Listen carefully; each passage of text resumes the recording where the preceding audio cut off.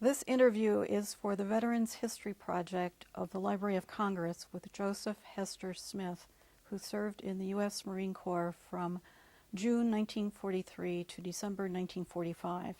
Today is Friday, February 8th, 2008, and we are in the television studio of WILL on the University of Illinois campus in Urbana, Illinois. My name is Harriet Williamson. Also in the studio are Henry Radcliffe, who is the videographer and director of sound and lighting, and Mr. Smith's wife, Laverne Elizabeth Roberts Smith. I was wondering if we could start by you talking about your background, about your family, about your education, and anything else you would like to mention at this time. Well, I was born in Maywood, Illinois, in 1923, so I'm now 84 years old. My mother and father had lived in Virginia, in the southern part of Virginia, in Charlotte County, and they had moved along with a number of other people from the south to places in the north to get employment. And my father landed in Maywood, Illinois, because there was a steel mill there which employed a number of people, especially people who were moving north from the south. And he was invited there to come there because of my wife's father. They had been friends for a long time from birth, I'm told. And so her father, Jack as he was called, told my father that there was employment, and so he came there and eventually sent for my mother, and so that was my first home in Maywood, Illinois. I remember a few things about my childhood there. They were happy as far as I could tell, but eventually my mother and father separated. I think I was 6 or 7 years old, and I remember taking a train trip, first time I'd been on a train, to a faraway place, and we eventually stopped in Virginia, where her mother, my mother's mother, lived, and that was the first time I'd met my grandmother in Charlotte County, Virginia. We stayed there for a time, and my mother, who wished to, would plan to go on to Boston, where the matriarch of our family was, and that was her Aunt Beulah. Aunt Beulah had lived in Boston so many years. We often think that she was right after those people who got off at Plymouth Rock. And she was as stern and as puritanical as any of those people were. But my mother went there to join her and to find employment after the separation from my father. And I remember we stayed with our grandmother for a few years, and I began school in the elementary school in a country school of sort. I think I was about 7 years old then, and I went through school, loved school. It was from the very beginning, and I was considered a good student, or as they say, I was right smart. And so at that time, very few people from the school went beyond that. That was sort of the end.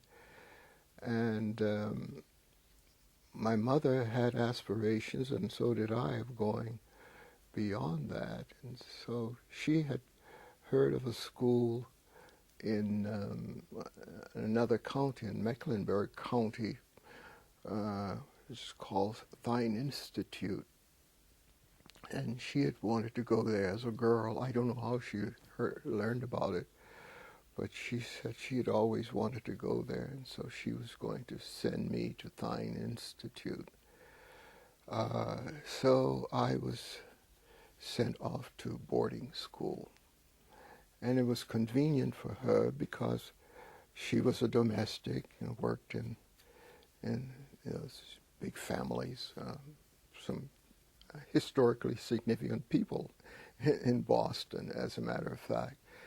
And she, my first year was a marvelous one. I was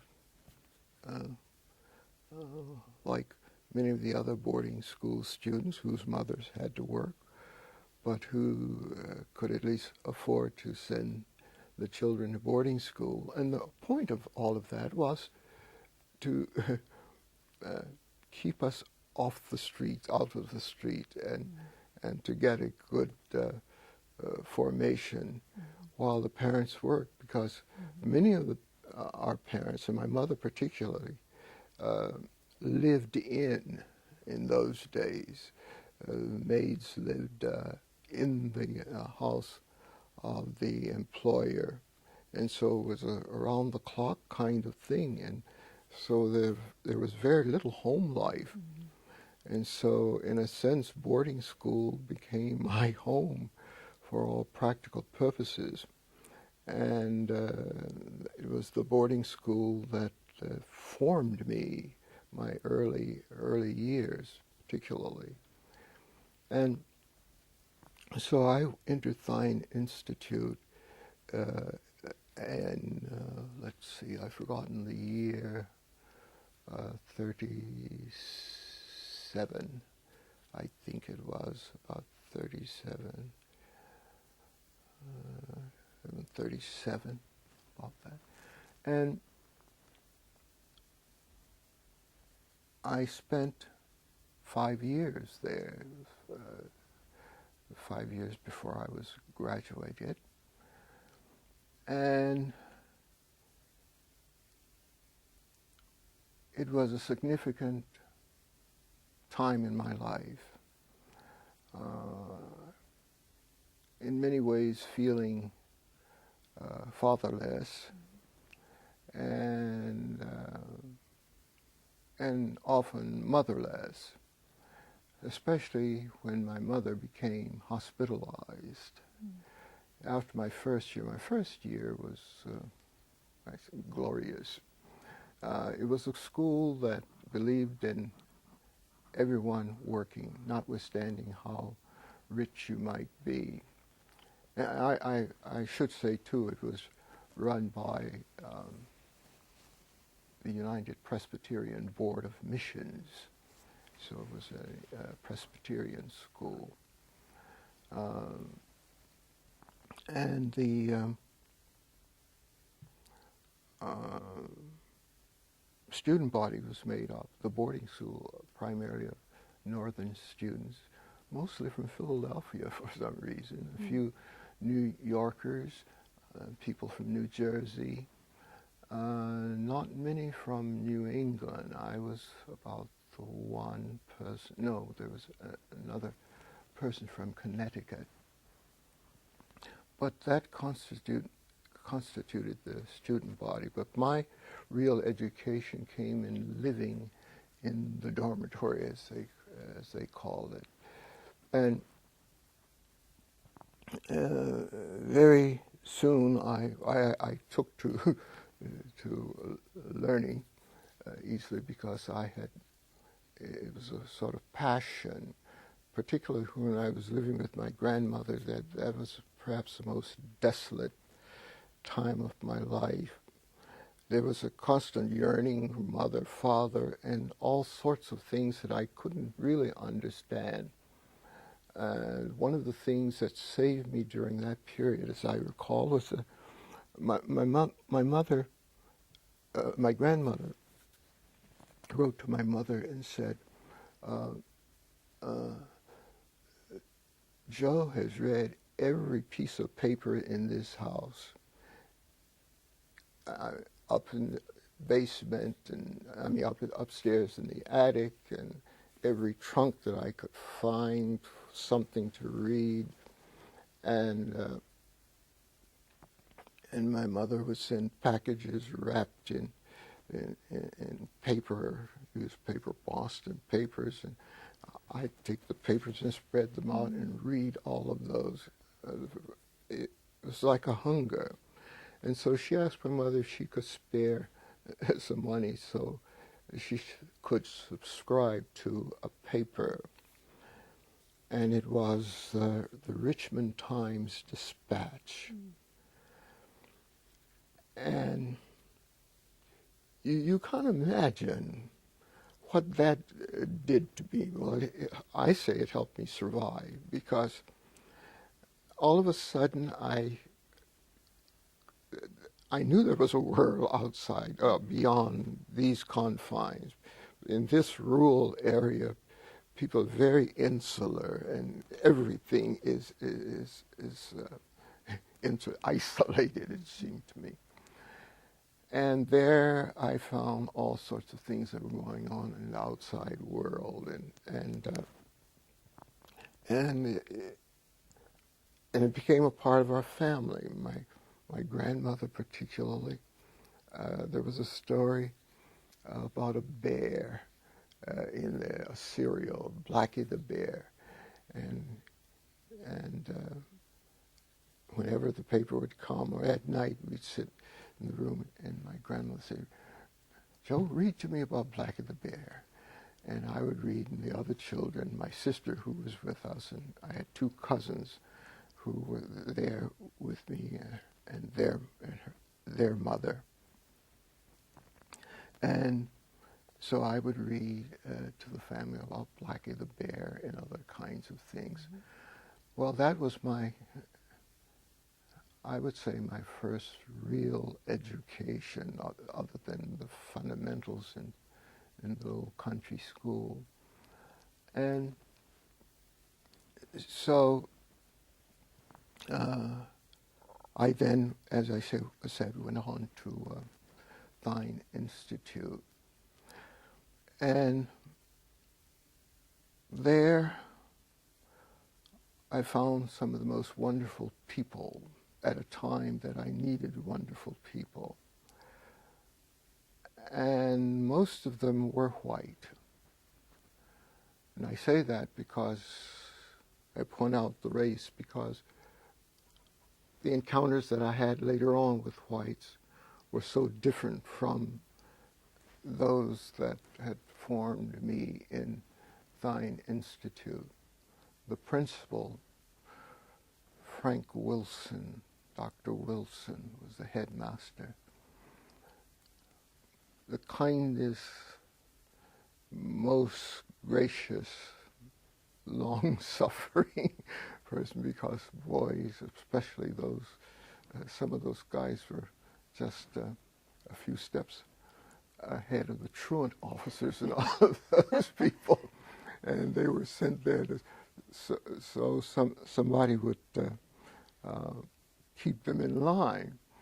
And my favorite teacher, one of my favorite ones, and my favorite one was my English teacher, Miss Wilson, who was the daughter of the principal. Stern person, but I thought a marvelous teacher. She introduced me to so many things. I still have the book of poetry that we use, magic casements, magic windows into the world. And she often says to some of the boys, "This is not a reform school." Those who found difficulty shaping up. But they were very kind, gracious, and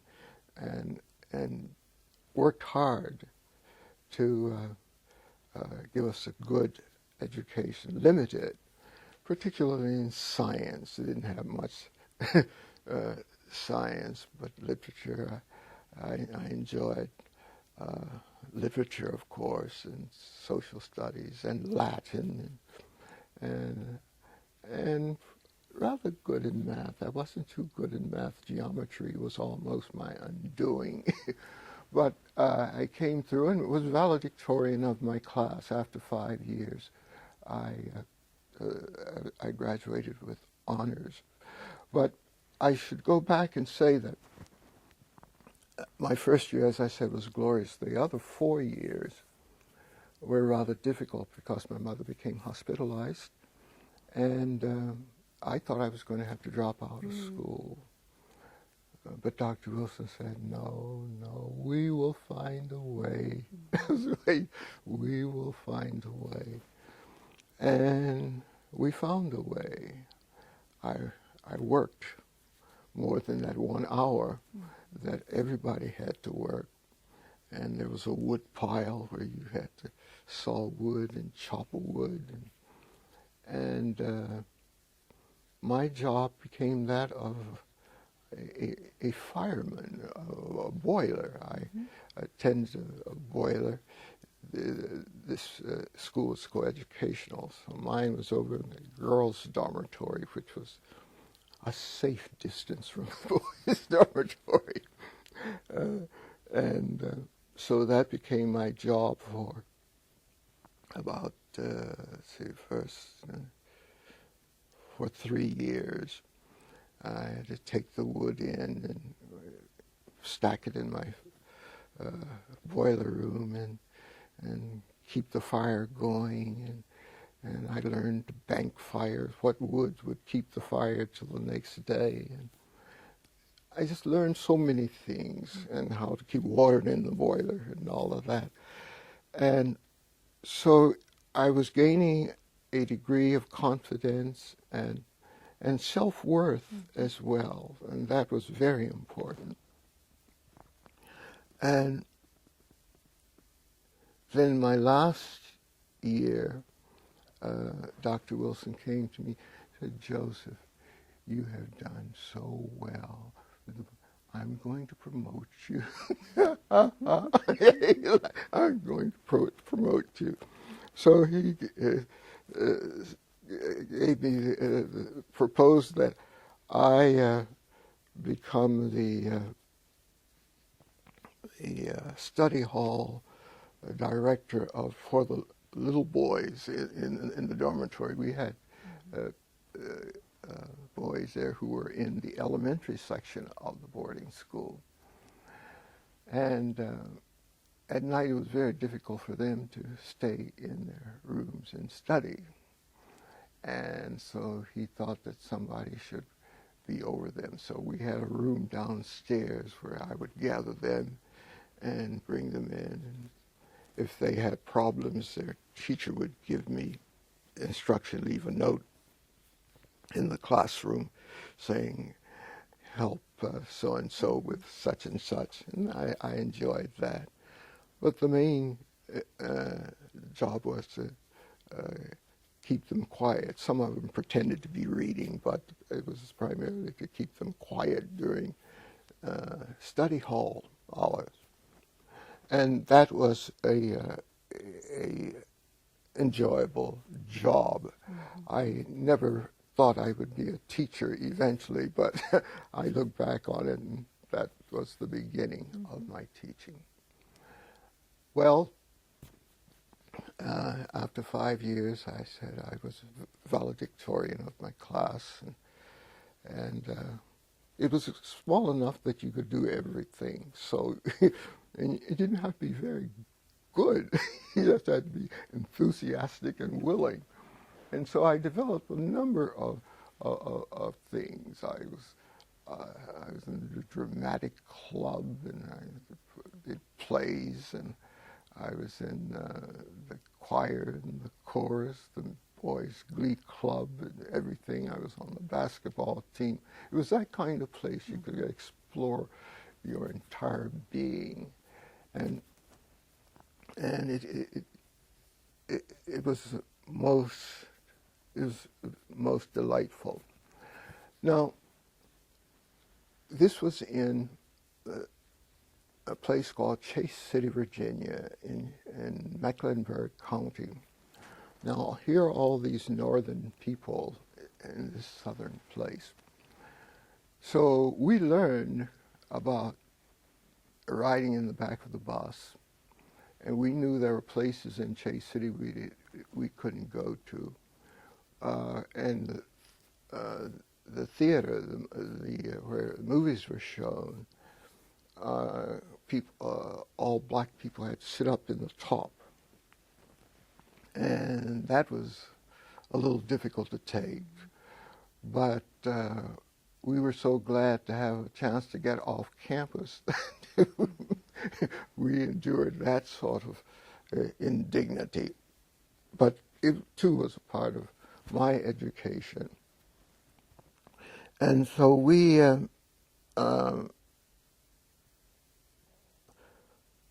when we got ready to go home, we used to just go as we pleased when school was out. And we decided that the best thing to do would be to charter a bus. And so we chartered a Greyhound bus that came on the campus, and there were enough of us to to board the bus and continue north all the way through past the Mason-Dixon line. And so we didn't have to suffer the indignities of the Southern rules and regulations about giving somebody your seat or not being able to get on the bus until all the white people had gotten on, and all of those things. It was a great comfort, because the first stop for all of us, I think, was in Trenton, New Jersey. So then we began to thin out all the way, and the final thinning was a girl who was in Connecticut and I in Massachusetts. We would get a trailway and go the rest of the way. So that was the kind of thing. But I learned about segregation. I knew about segregation. One of the things that I remember most vividly was once I was alone. I don't know what year it was. And I was on the bus, and it was one of those Greyhound buses that had an aisle that was recessed, and the back, there was a back seat along the ledge, somewhat like where I'm sitting here now, and a straight aisle, and it was down, and the seats were up around it, and I was sitting in the back as I knew I should sit, and a white man came on, and the bus driver came to me and told me to get up and give him my seat. And I couldn't say. I said, well, I'm in the back of the bus, but I was the first person in the nearest bus, and so I had sort of made a line. Halfway is back of the bus, but I wasn't far enough back. He made me get up, and I started talking about the Constitution, of which I knew very little. And a black man in the back, he was sitting in the long seat in the back, said, son, come on back here. And sit here on this old Gladstone. Ain't nothing in here you can hurt. And so he had a Gladstone bag. I didn't know what a Gladstone was, but an old leather bag. It looked up soft and closed it. So he put it down there, and I sat on the ledge on that Gladstone bag, my feet in the aisle, and really it was more comfortable than the seat all the way. But I remember with so much thanksgiving that black man who got me out of that difficult situation. I rode comfortably on until I got beyond the Mason-Dixon line, safe up north. Well, that pretty much sums up, in a nutshell, I suppose, my high school education, which meant so much to me. During the summers, I'd go somewhere and work, and I remember the first job in the world was Atlantic City, New Jersey. I had friends in Philadelphia, and I stayed with them, and they took me to Atlantic City, where I almost starved until I found a job. But that was part of my formation as well. What happened to your mother? My mother was still in the hospital most of the time with long things. She had one thing or another, all kinds of things. And then after she got out of the hospital, she was in a convalescent home for a number of years. As a matter of fact, she didn't come out until I was graduated from high school, and we were beginning our life together, which was a significant time. I want to say, during the time in high school, too, I developed all kinds of skills. I learned to wash and iron. I learned to sew. My grandmother taught me how to sew. So I'd learned to do all those domestic things. I knew how to go to the shop and to put a half sole on shoes. My frayed collars with a razor blade and turn the collar around and stitch it back. All those kinds of make-do things for which I became most grateful later on. But after graduation, I went on back to Boston, and my mother and I, and my sister was in boarding school for a short time with me. We went on to Boston and started trying to find a house. My mother was still rather weak, but she was looking for work. And so I became the main source of employment at the time. Fortunately, I found a job at the Boston Port of Embarkation, because this was in 42. The war was on, and someone told me that the Boston Port of Embarkation was looking for workers. And so I went and signed up and soon found a job.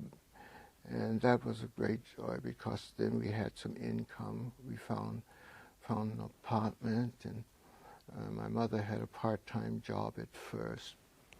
And we moved to a house. I still have such fond memories of the place. It was on Symphony Road in Boston, just about a half block or so from Symphony Hall. Oh, I loved the place. Just a plain apartment, but I had my room. My sister had her room. My mother had her room. I think we were the happiest that we'd been. The family, which had been scattered and scrambling, had finally come together, and we were on our way, I thought. I had two ambitions. One was, of course, to see that my family, my mother and my sister, were housed and fed, at least. And the other was just try to save some money to get to college. I didn't know how I was going to do it, but that was my ambition. That was my mother's ambition. My father could never understand, I discovered later, why I wanted to go to college, because I'd finished high school, and you know, nobody in the family had done that. And then when I wanted to go to graduate school, that just staggered his imagination. But there I was. I had no ambitions at all about going into service, because I had business to take care of. And I was going to do my duty when I was called. I was going, but I didn't think about it, and and wonder where I should, what service I should go into. I just waited and worked and waited and worked, and finally, after about a year, my number came up, as they say, and I went down to the draft board, reported, and I was told when to report for examination.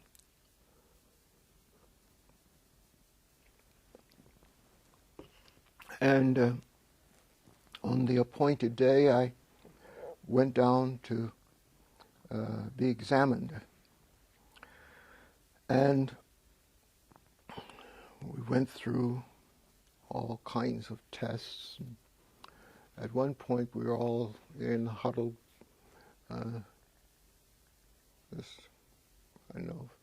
room full of guys, mostly white. I think maybe one or two black guys in it, but most of the white guys. We were all in as we would say in the Marines, in our skivvies, and standing around, and after a while someone called my name, Joseph Smith, and I looked around. Will you follow me, please? I followed him. It was a Marine. I don't remember now whether he was a corporal or sergeant, or his dress blue uniform. So he said, I've called you out because you're very special already. I didn't know about recruiting, and they did that because I was called out from the midst. I said, yes. Would you like to be a Marine? So I don't know much about the Marines, except that it's part of the Navy. And I don't want any part of the Navy because all I could do there would be a cook. I said, I already know how to do that, and so I'd rather go someplace where I can learn something else, like drive a truck, for example. I said, I don't know how to drive a truck. I said, so that would be some advancement. I said, but cook, no thank. He said, well, no, the Marines are a part of the Navy, but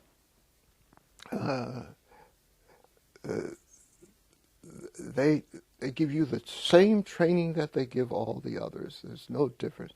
You go to boot camp, and you learn to train, and you become a fighter or a warrior or something.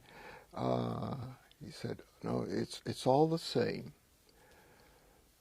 I said, And I, of course, had done no research on the military, except I'd been in Boston, and Navy people all around there, and I had known some Navy people, and I knew that most of them were stewards, and I had never seen, I never talked to a Marine, because at that time all of them were white, and all the white guys that I knew were my age, and we'd work together and bowled together and all of that sort of thing.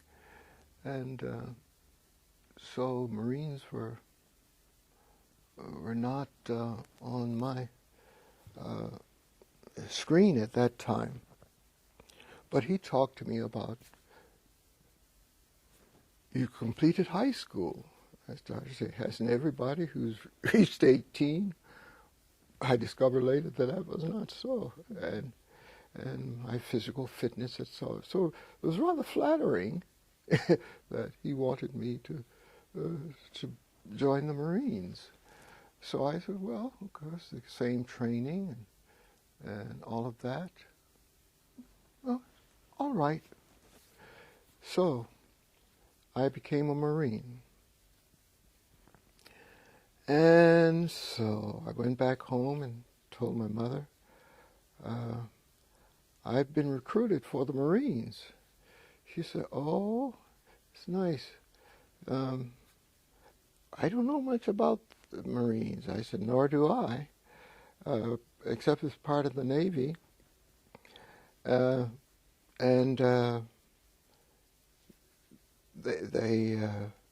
I say, I guess they're the fighting part of the Navy on land. I said, this is the best that I can understand. So I had a date at which time I was supposed to leave Boston to go to camp. And this is where the great adventure began. We were to meet at a particular place in Boston as a group. And when I got there, the group consisted of about 4 white guys from different parts of New England, Maine, New Hampshire. I don't think any Vermonters were there, but Maine and New Hampshire. There was one another white person from someplace in Massachusetts, but out of Boston, wasn't in Boston. I was the only black person there and the only person there from Boston at the time. And so we stood around and finally went down to South Station and caught the train to go to Washington, D.C., the first leg of our journey. And we, of course, sat together because one of the persons was in charge of us. He had papers and he was in charge of the detail, as we would say. We got to Washington, D.C., and we had to wait some time, it seems, for a train to go to Rocky Mount, North Carolina.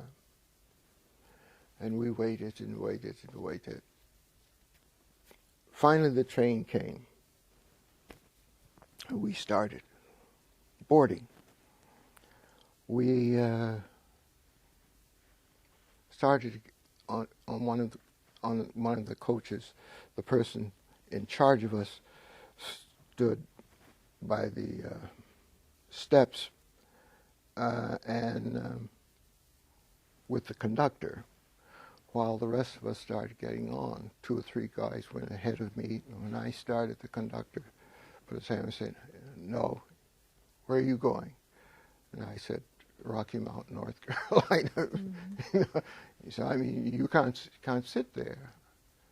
And so the person in charge said, "What do you mean? You can't sit up here?"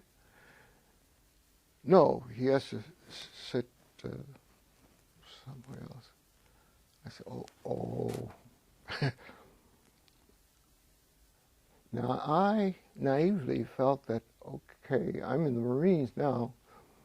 It doesn't matter if I'm going south. Uncle Sam is watching over me.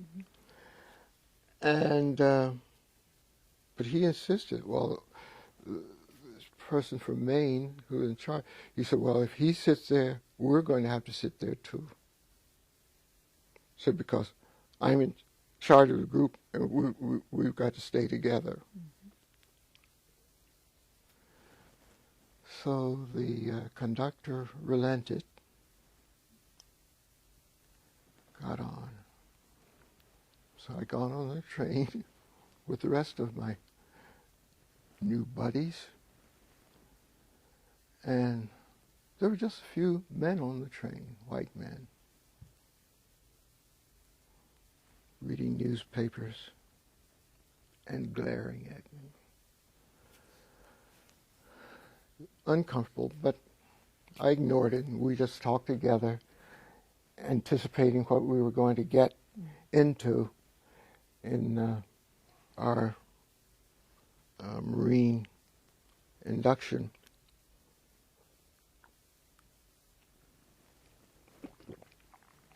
The camp.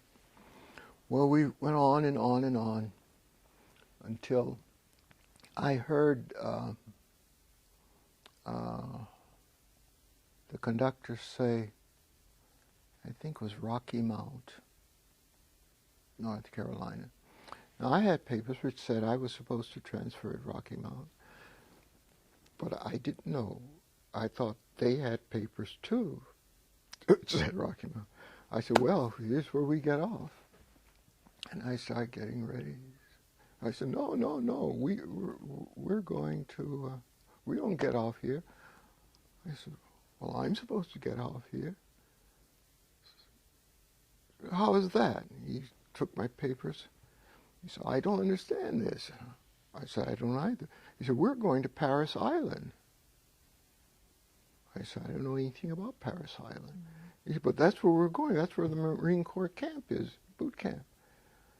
And the other guy said, yes, they were going to Paris Island. I said, well, I'm supposed to get off here. We were all in a quandary. You know, it's what was going on. And it still hadn't struck me, because he said it was going to, the recruiter said I was going to receive the same training. Mm-hmm. I thought I was going to be in the same camp. Mm-hmm. So I took leave of my fellow enlistees and got off the train, began to feel lonely again, isolated. So I got off the train and just walked back and forth right where I got off.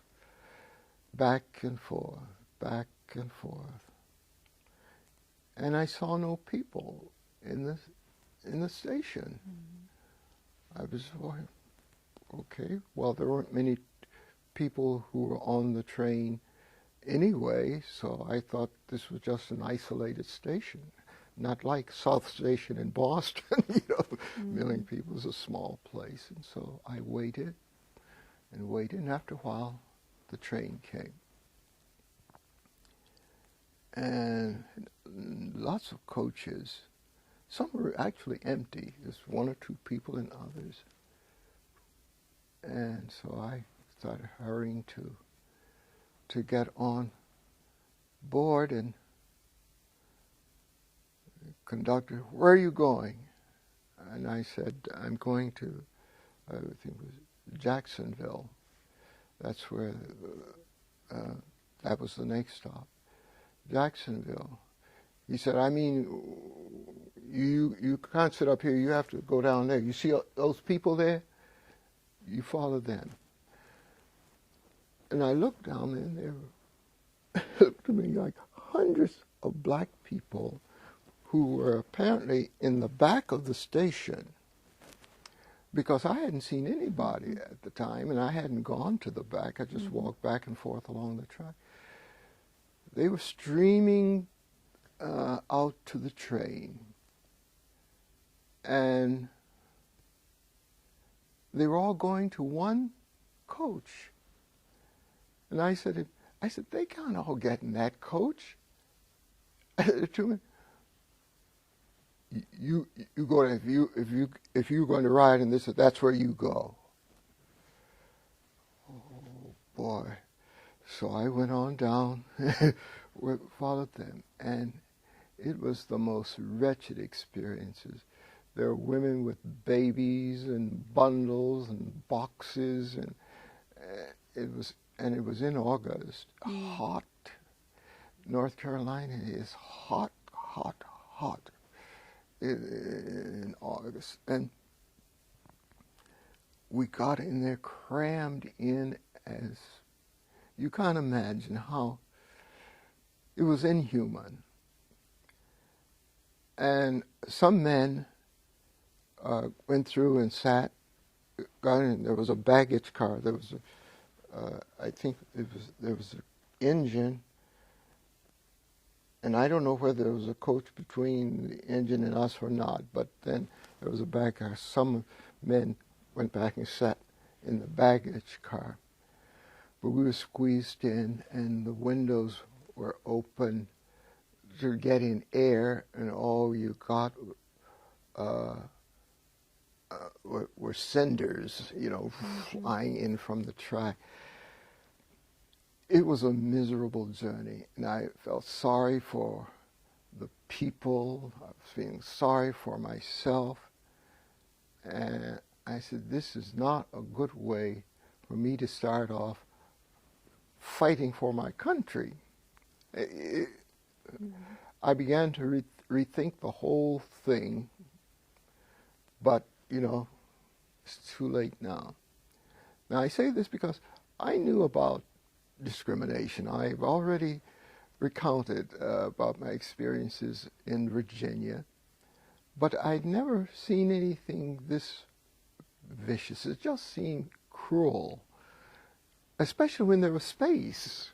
They could have still discriminated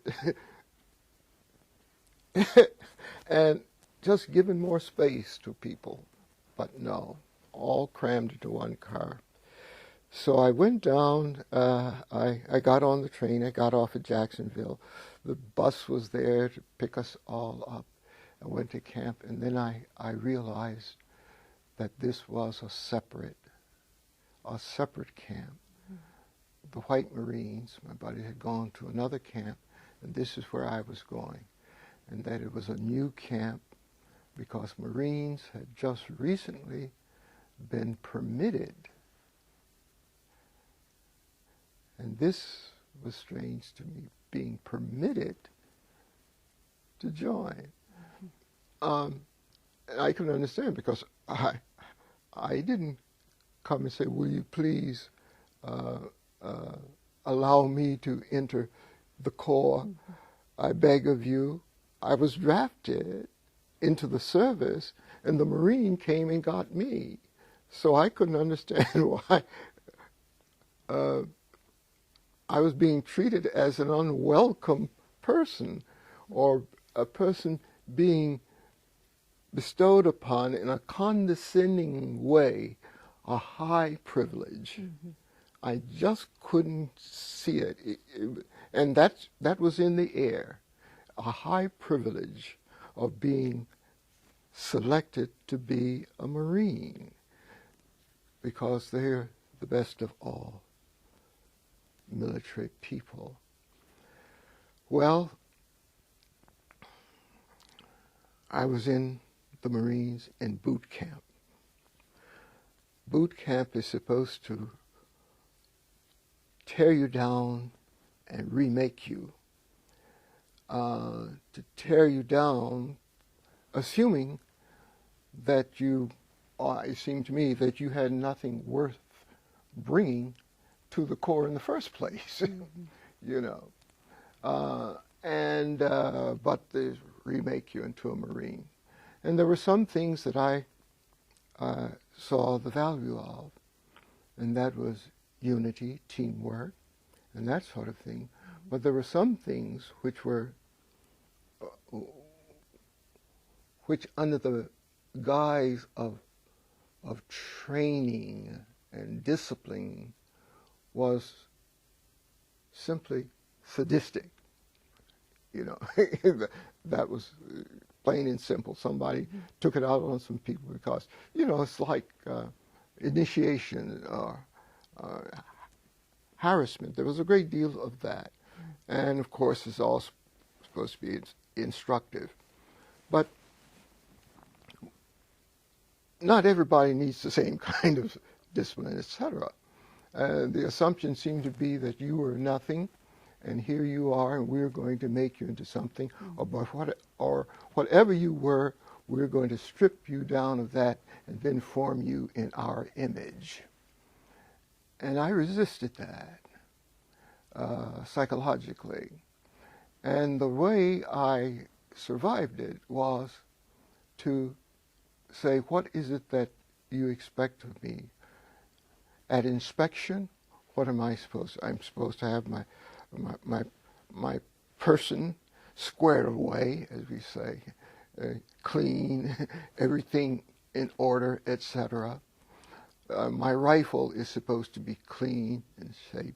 I'm supposed to know the manual of arms. Whatever, I'm going to learn it. So you won't give me any fuss. I don't want to hear anything from anybody reprimanding me about it. No reprimands.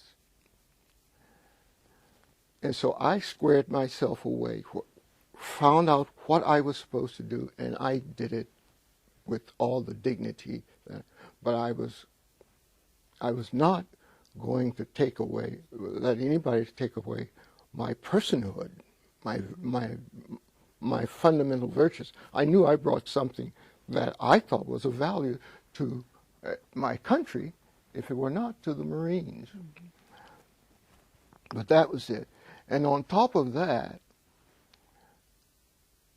all Marines, I suspect, undergo that. I haven't found anybody who's going. But it was particularly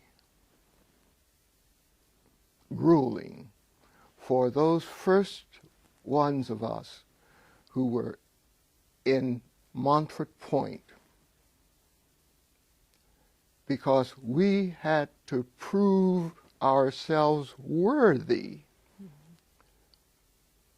The commandant and all of the senior officers resisted it to high heaven.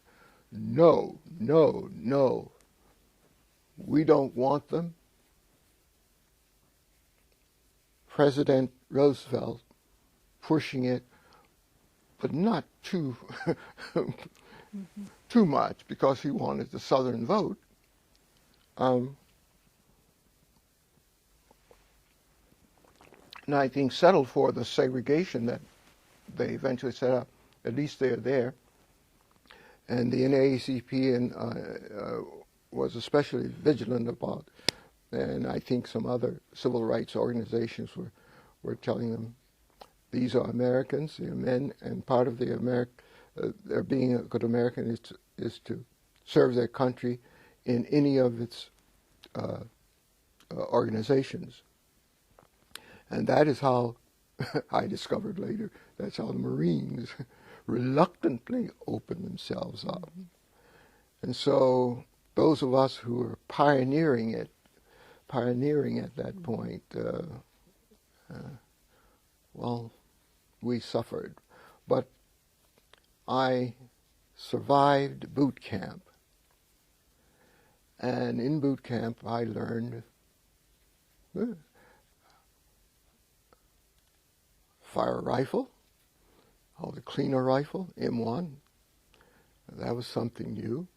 I didn't know what I would do with that when I got back to Boston, but it was a useful thing to know if I ever got in combat. I worked in a carbine, carbine, I think they call it, another small arm rifle, not as accurate as the M1, but handier. And I learned to fire, I think it was a .45 automatic. I learned, let's see, what else in the firearms. There was an automatic rifle called the BAR, Browning automatic rifle. Mm-hmm. I learned to fire it.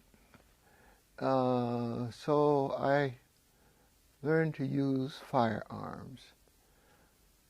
And I learned to drill. We drilled and drilled and drilled. I learned to stand guard and the responsibility of being a guard, and not to fall asleep, because that was, they made us think that was offense almost requiring capital punishment. And I found out later that some people overseas particularly, most people that I knew who were in the brig were there because of sleeping on guard duty. Well, anyway, we left eventually there in Jacksonville, North Carolina, Montfort Point camp. I refused to go on liberty.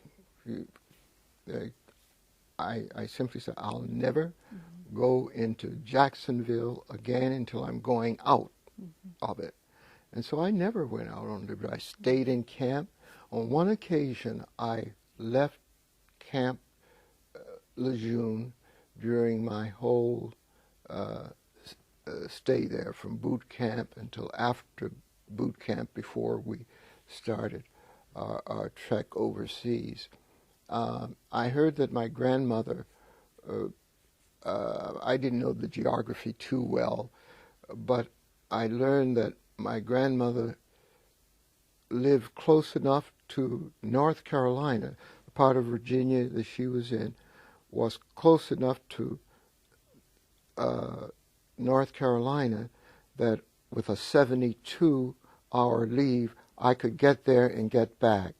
And I wanted to see her before I went overseas, because probably, and it was the last time I saw her. So I ventured out on the bus again, some of the same treatment. I thought I'd learned. I knew I had to sit in the back of the bus, but I learned another custom. The bus driver was in the front, and I gave him my ticket and started to get on. No, you go in the side door. Couldn't even walk through the bus. So, but anyway, I took the bus, got back, and saw my grandmother. But another confusing thing, I got to a little place where I was supposed to get off in Wilesburg, Virginia. Just a store, like a juncture in the road. And I knew that my grandmother didn't live too far from there. So I got off the bus and went to this little general store. And the man said, "Can I help you?" I said, "Well, yes." He could see I was a Marine.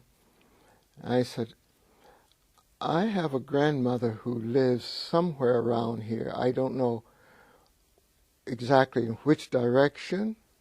I don't know whether I can walk there or whether there's a cab or something, but I'd like to see her." He said, "What's her name?" I said, "Etta Rice." "Oh, I know her." I said, "You do?" "Oh, yes. I know everybody." And I guess he did. He said, "Well, if you aren't in a hurry, I'll take you out there. I'm going out that way." Now, this was a white man. So, what do you do and when do you do? It's all mixed up. And so he took me to a pickup truck. I got in there. He didn't tell me to sit in the back of the pickup truck. I sat beside him. He took me over. He said, "Let me off." He said, "You walk down this little dirt road, this little lane, more like a lane, and you get into the house." I thanked him very much. So I saw my grandmother before I left. And I don't even remember how I got back to camp, except that I got back on time, because that was the scary part. I wouldn't get back on time. Soon after that... Could I interrupt you for just Sure. a second? Do we need to change the tape? Okay. We'll change. Take a break. And the Veterans History Project of the Library of Congress, and is with Joseph Hester Smith, who served in the U.S. Marine Corps from June 1943 to December 1945. Today is February 8th, 2008, a Friday. We are in the television studio of WILL on the University of Illinois campus in Urbana, Illinois. And this is part 2 of this interview. My name is Harriet Williamson. Also in the studio are Henry Radcliffe, videographer and director of sound and lighting, and Mr. Smith's wife, Laverne Elizabeth Roberts Smith.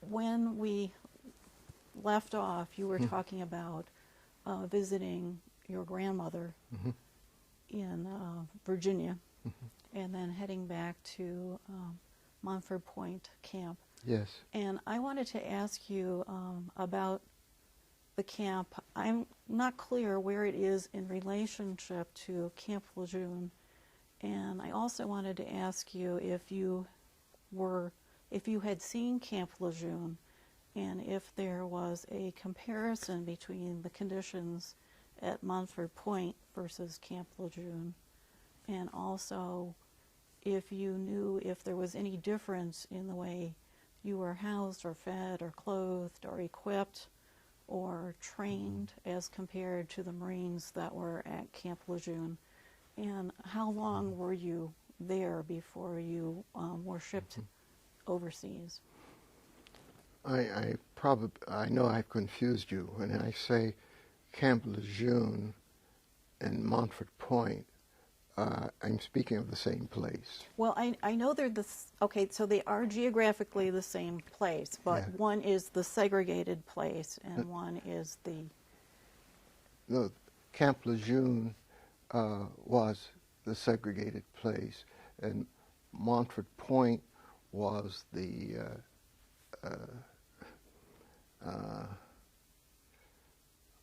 basic training camp.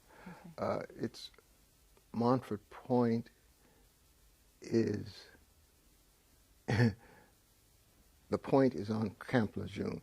Whites were trained at Paris Island. Okay.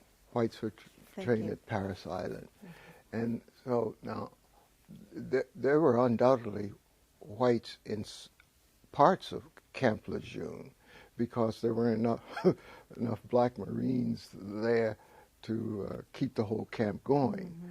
But it was primarily at that time for the training of black Marines. So our address was Camp Lejeune, Montford Point. It was Montford Point, Camp Lejeune, I've forgotten Okay. which, but it's one in the same place.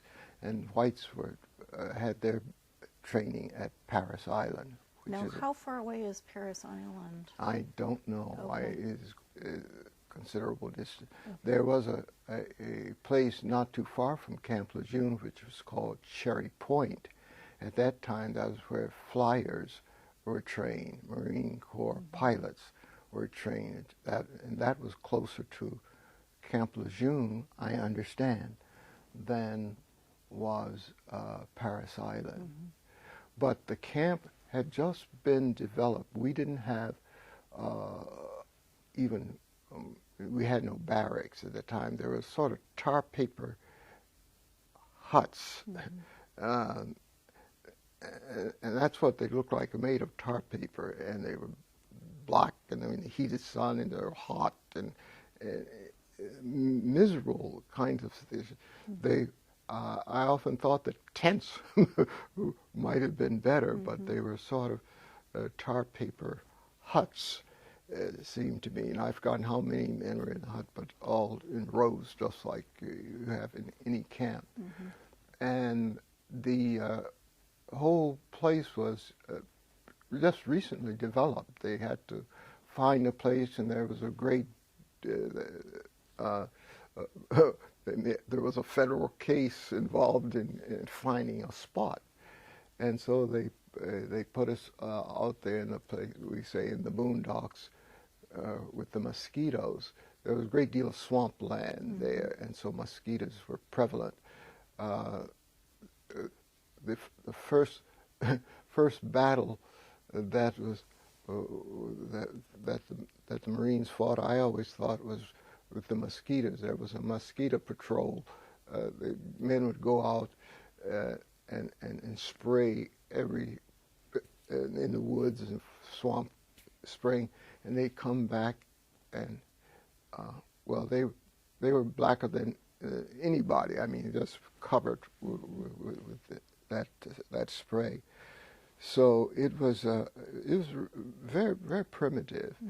Mm-hmm. At Paris Island, they had better living conditions, but they had other pests. They had mm-hmm. sand fleas, I understand. Mm-hmm.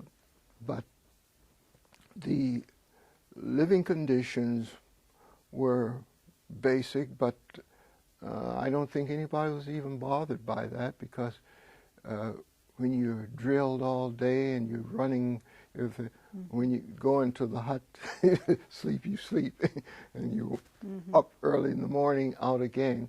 So the conditions there were, I think, rather primitive, but they were livable. And I heard nobody complain about the conditions, the heat or anything, and we didn't have anything to compare it to really, because we had never been to any other Marine Corps camp, and so we survived that. That was not a problem, but and it was difficult to keep those things. Even when you clean them, they didn't look clean somehow, because it's just dull places. So we were ready now to start to go overseas. And I would say one of the questions you asked was, how long was I in Camp Lejeune? Montford Point Camp Lejeune, New River, North Carolina, in Jacksonville. I mean, it's all of that. There's a little river that goes right by the point, and so that was part of our address. I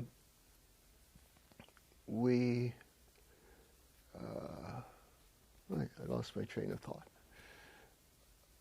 We were getting ready to go overseas, and from June of 43, I was there, through boot camp, I think, I've forgotten how many weeks, through August, September. I remember in October,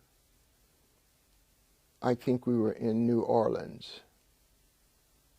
So we left Montford Point sometime between August and October. I think probably September.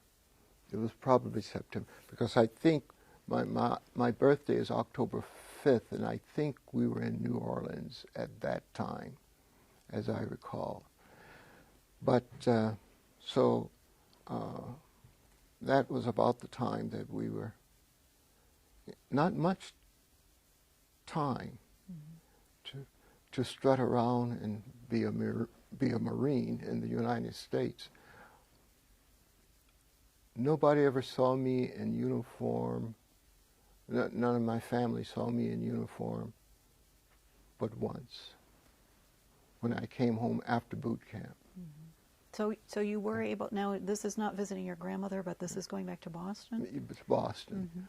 Right after boot camp, I went back and saw my family, mother and sister, and I was in uniform then. And the next time,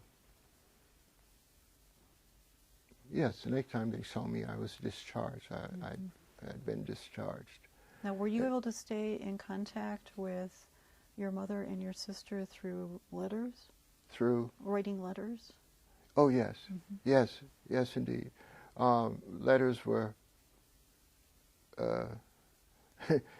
email, and I think that was what it was called. And yes, I wrote,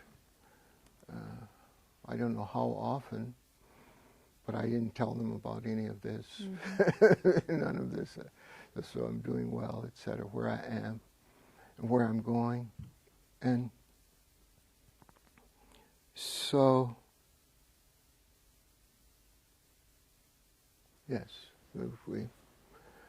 I think it was around September that we started out our journey overseas. and we were told that we were going to embark from New Orleans. So that meant we had to catch a train from Jacksonville,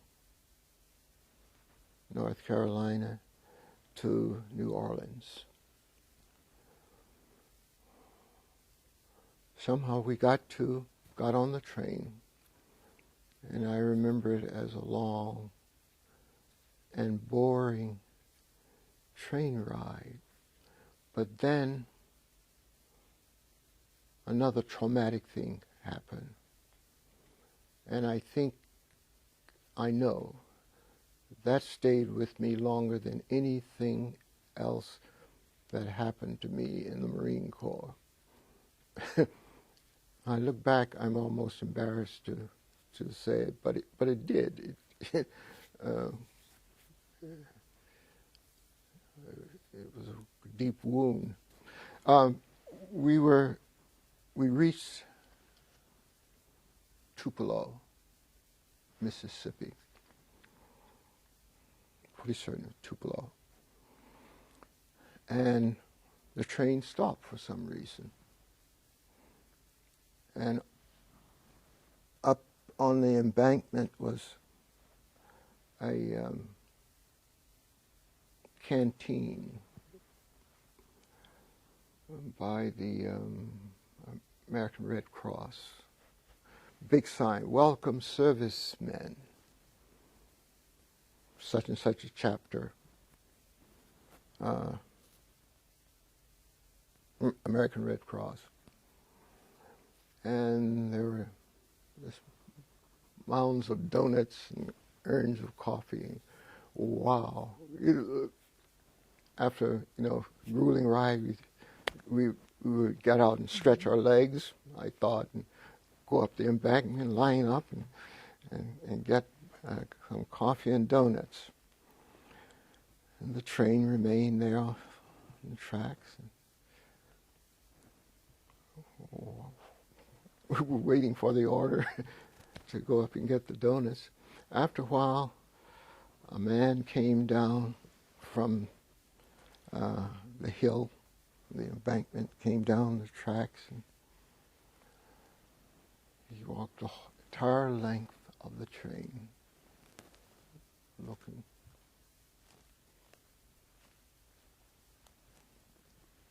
He saw nothing but black Marines. He went back up the embankment, and they closed the place down.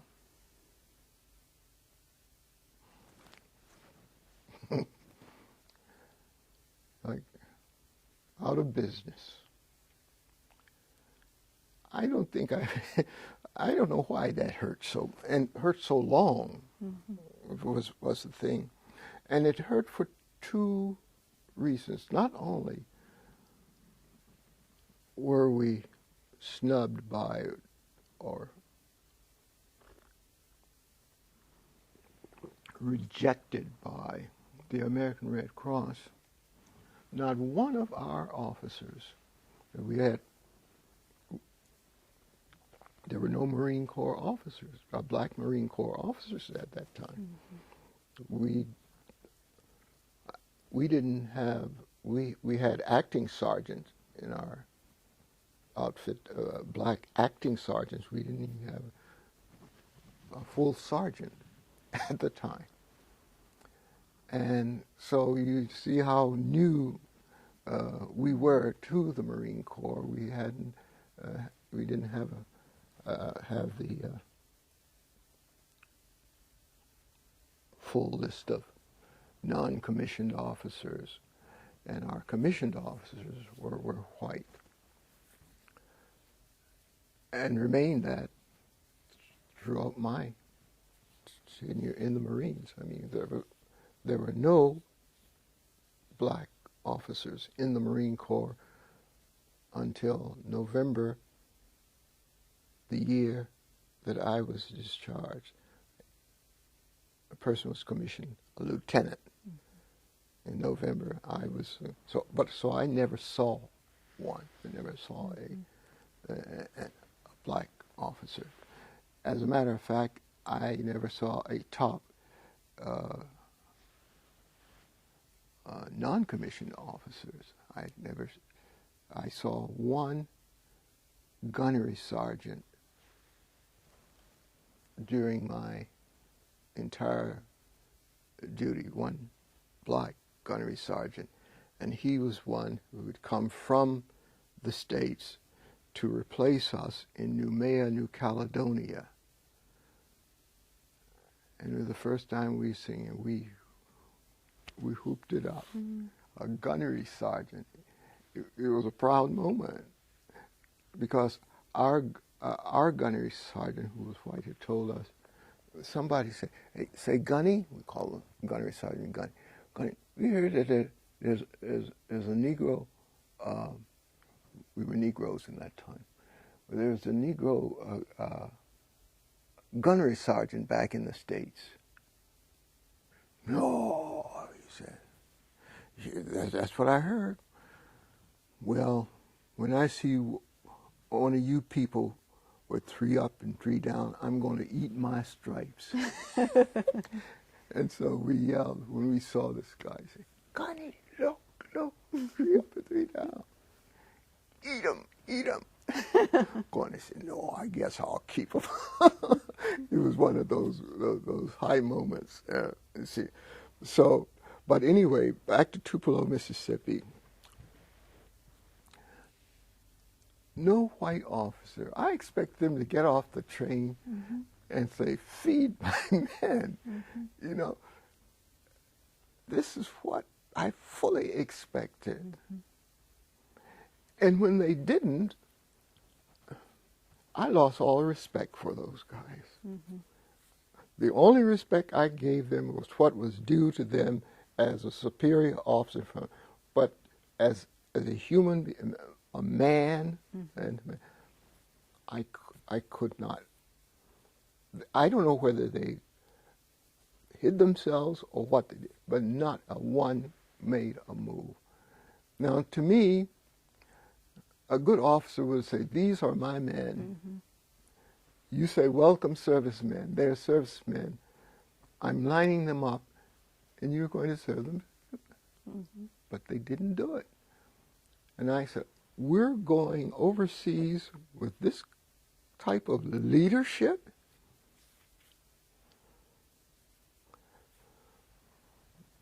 That New England guy had more courage in telling the conductor, we're going to sit together. He's going to sit with us, or we're going to sit with him, than those Marine Corps officers did. And I wrestled with that, and no matter how I turned it, it came out the same way. They had absolutely no respect for us, or they would have gone, because there were no other white Marines. We were still the discriminated, or there were no other white guys around. All they had to do was line us up and go up the hill, get some coffee and donuts. So it was one of those things that I could not shake. Every time I turned it around, it stuck with me. But anyway, we left there and went on to New Orleans. We went over to Algiers, right across the river, and Algiers is a naval receiving station, so we were over on the Navy side of New Orleans. And there, all we did was occasional drilling, and people went on liberty in New Orleans. I had never been to New Orleans, and I was anxious. Some boys, we were told to stay together, 1 or 2 guys, not a guy going off alone. So there, I've forgotten with whom I went, but his interests were not my interests, and that's one of the things you get in the Marines, who are very interested. And the other thing is the composition of of the platoon or the company I was in. It was practically all Southern boys, and I think that was true throughout. And it's also true that the Marine Corps power structure made up of Southerners. The officers in that set, they're primarily Southern. And my officer, my platoon leader, my company officer, did some spiteful things. He talked around how much better Southern boys were than Northern boys. I don't think there were three of us. There was a boy from New Jersey, one from Chicago, and myself. All the rest of them were Southern boys. And he'd talk about it. And I had one buddy who was call him a name, always trying to divide us, you know. It was insidious. Well, anyway, I went on Liberty once in New Orleans, and we were there for, I don't know how long we were in New Orleans. I so regret I had a log. I kept a log in a house, and it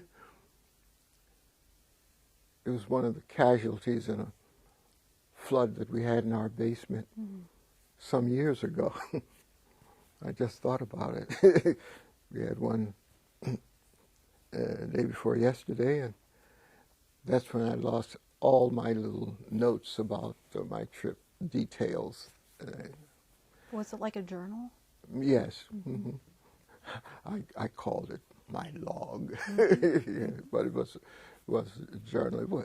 Except that it wasn't daily. It was more event by event. And the all of New Orleans that I saw at that time was Rampart Street, which was a denizen of all kinds of things that servicemen look for. It was not the USOs or the canteens or something, the dives and that. So after that trip, I didn't go back. I didn't go to New Orleans anymore until I was free. And so we left New Orleans, we boarded an unusual ship for going overseas. It was an LST, it's a landing ship tank. They're not usually used for transporting troops long distances. They're good for hopping from one island to the next, for carrying men and cargo, but for long trips, well, it takes a long time, and you have to make lots of stops. Well, that was, in a sense, good. Is that an open ship? Is there cover on an LST? An LST is ships, one, that it opens in front and bow, and it has a deck that is pretty open on which you store. We had an LCT store on top of it, which is a landing craft, a small landing craft. It's, you know, you see it, it looks pretty large when it's alone, but when it's with other seagoing ships, it's rather small. But it was comfortable as anything. one of the things that boot camp prepared us all for, I'm sure, was discomfort. I mean, discomfort turned into comfort eventually. I mean, it was relative. You don't you don't even think about comfort. You take it and you make comfort out of uncomfortable situations. And we were told when we got on board the LST that we were the guests of the Navy, and that we should conduct ourselves as guests. We were supposed to stay in the fore part of the ship. The Navy had the aft part of the ship, and so we should behave ourselves as guests. That lasted for a few weeks. I don't know why, but eventually we were all over it. And I think it was because they wanted us to scrape and paint the entire deck rather than just the fore part of the ship. And because that was what we did. We did a lot of scraping and painting of the deck after we had been out to sea for some time. But we left New Orleans, and the date is, I've lost that too. But we went on down to the Panama,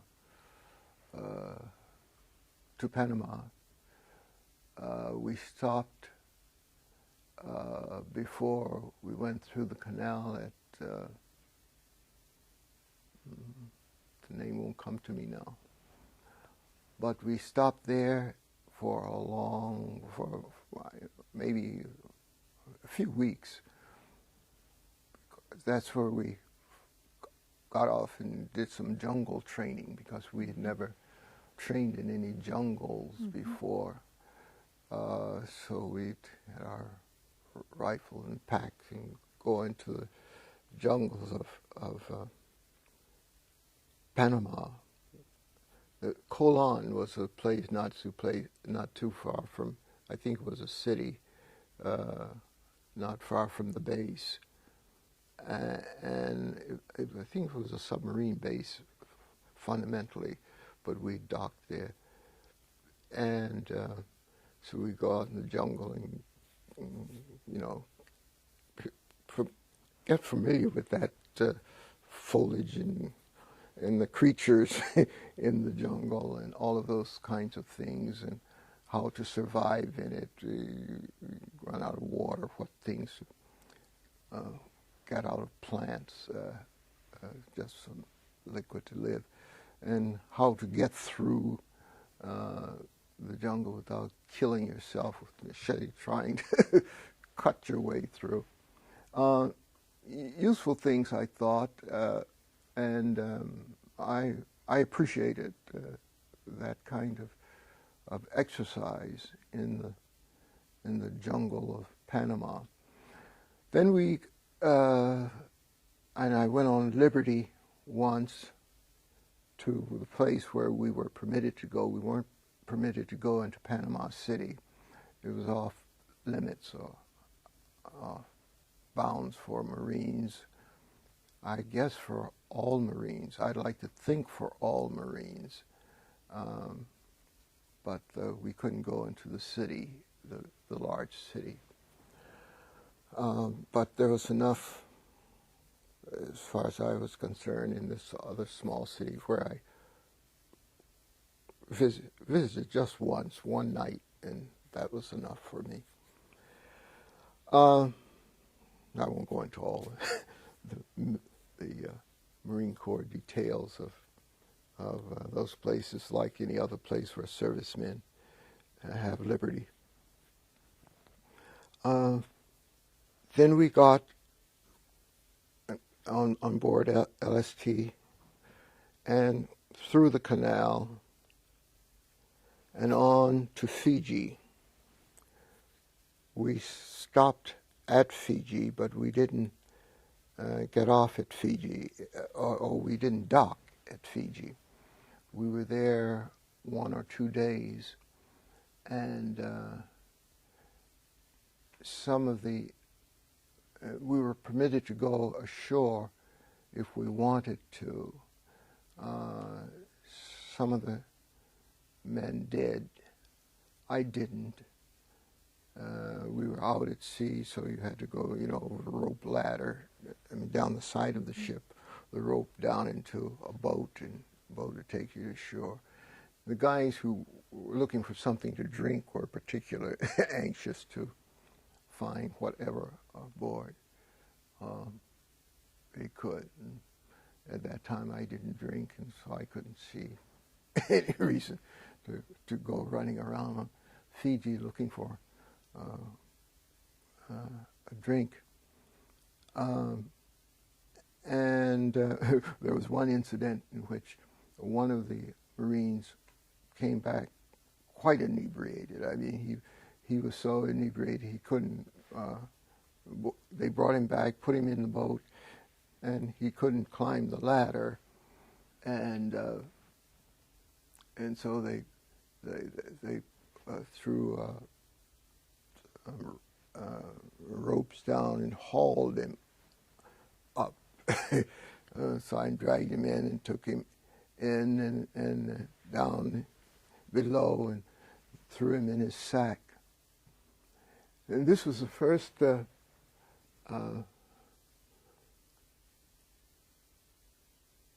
example that I saw of what some Marines considered a virtue. Our gunnery sergeant, who had served in China, and he had many, many years in the service, of course, it had been his life, he said. And his youthful white gunnery sergeant, of course. And he pointed this guy out the next day when we had to fall out for inspection. Damn it, I want to point out to you a good Marine. Yesterday we had to haul him up into the ship. But this morning he squared away. That's what I call a good Marine. I can't believe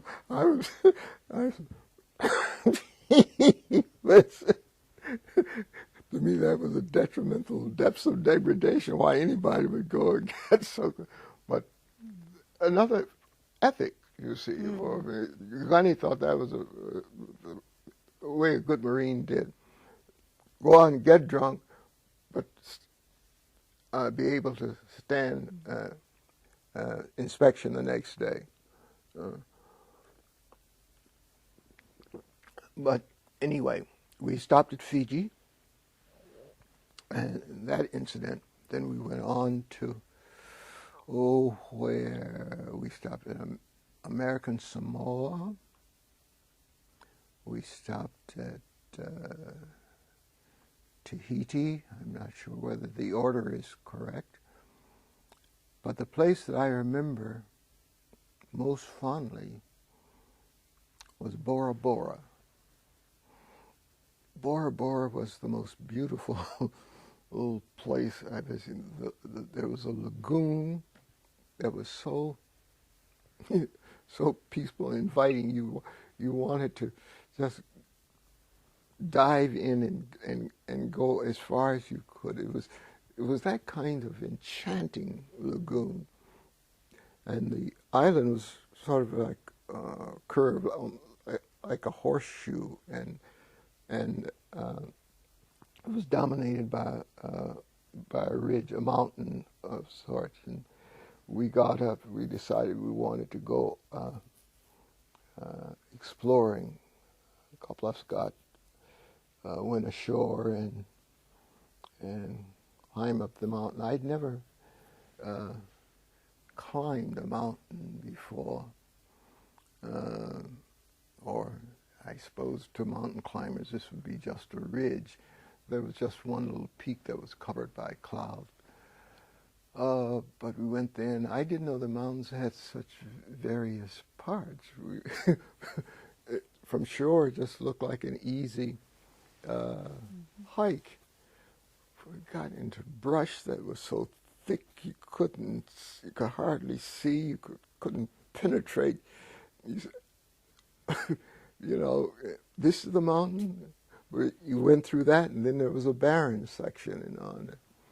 And it was a pleasure to get up to the top. And there was a place where we thought it was a machine gun up on one of the knolls, and discovered that it was simply a fake fake gun. I said, that would do a lot of good. They should be attacked.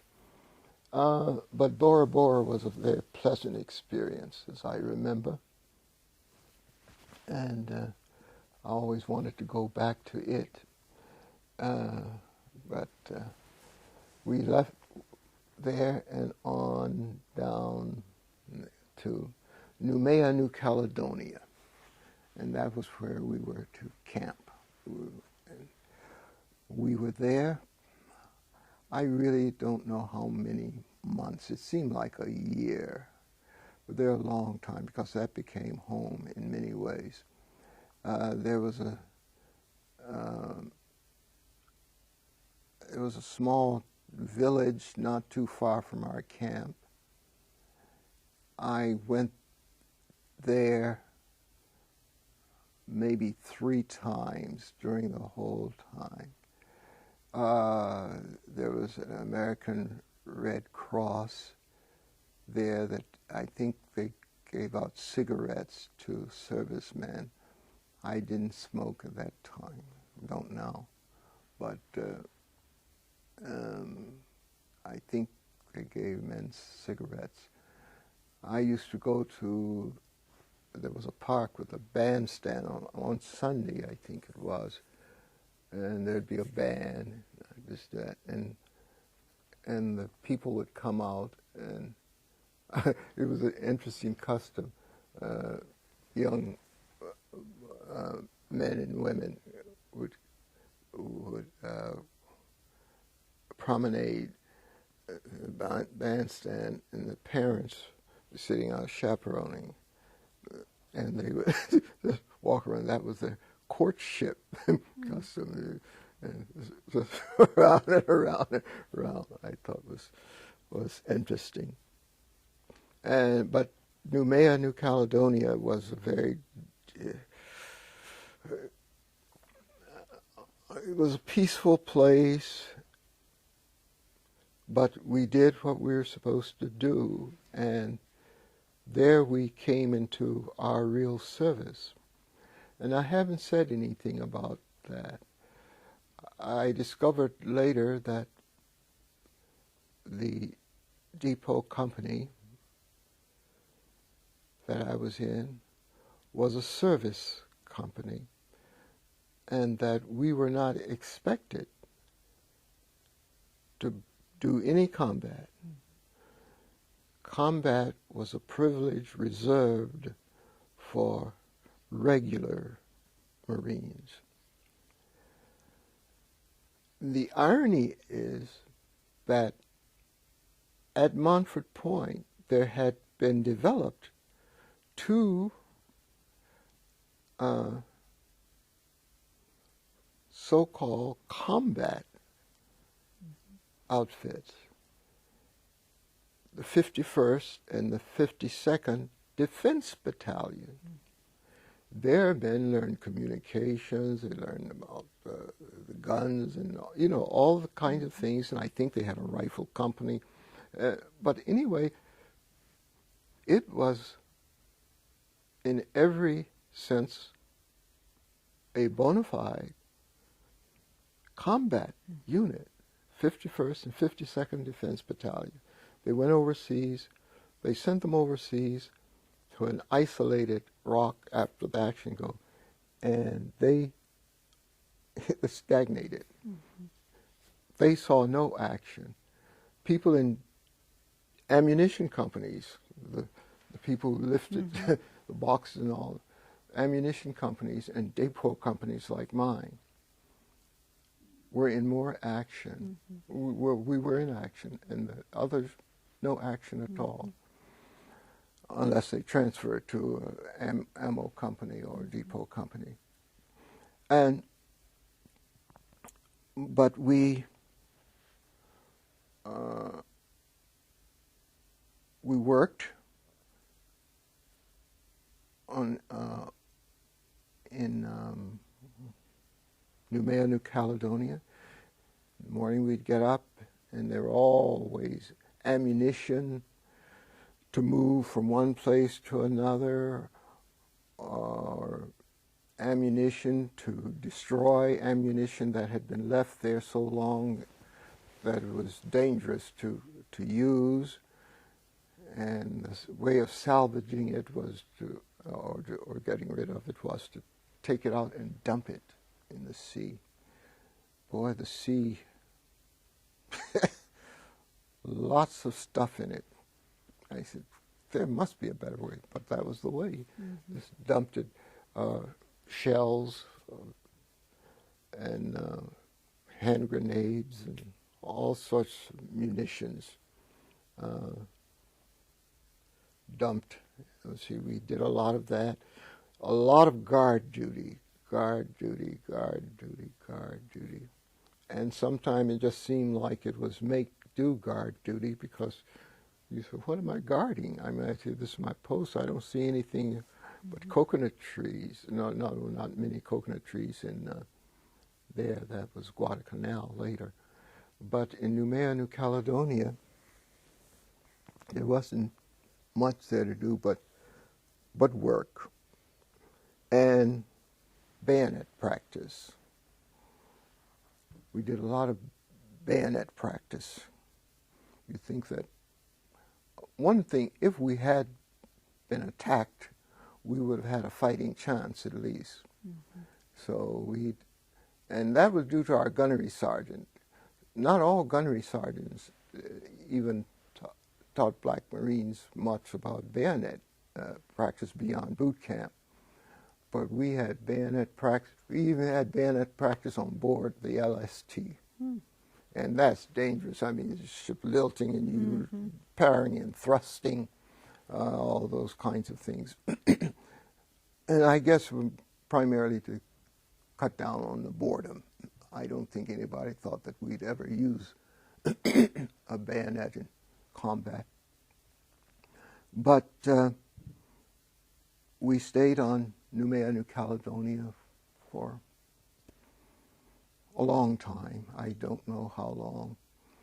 But then we were relieved by a unit in which this gunnery sergeant, the black gunnery sergeant I told you about, that we had never seen a black gunnery sergeant before. It was a high moment. We left there and went to Guadalcanal. More of the same. Guard duty, munitions. No, I made a mistake. It was not in Noumea, New Caledonia that we dumped ammunition in the sea. It was in Guadalcanal.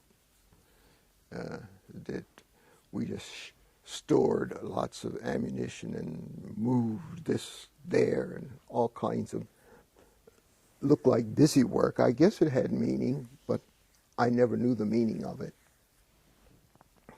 And mine not the reason why, mine but to do or die.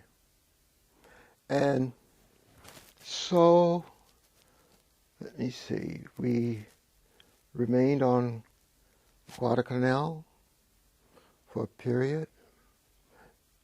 We then got on board ship and traveled long time till we reached Okinawa. That was where the action was. That's where we saw combat.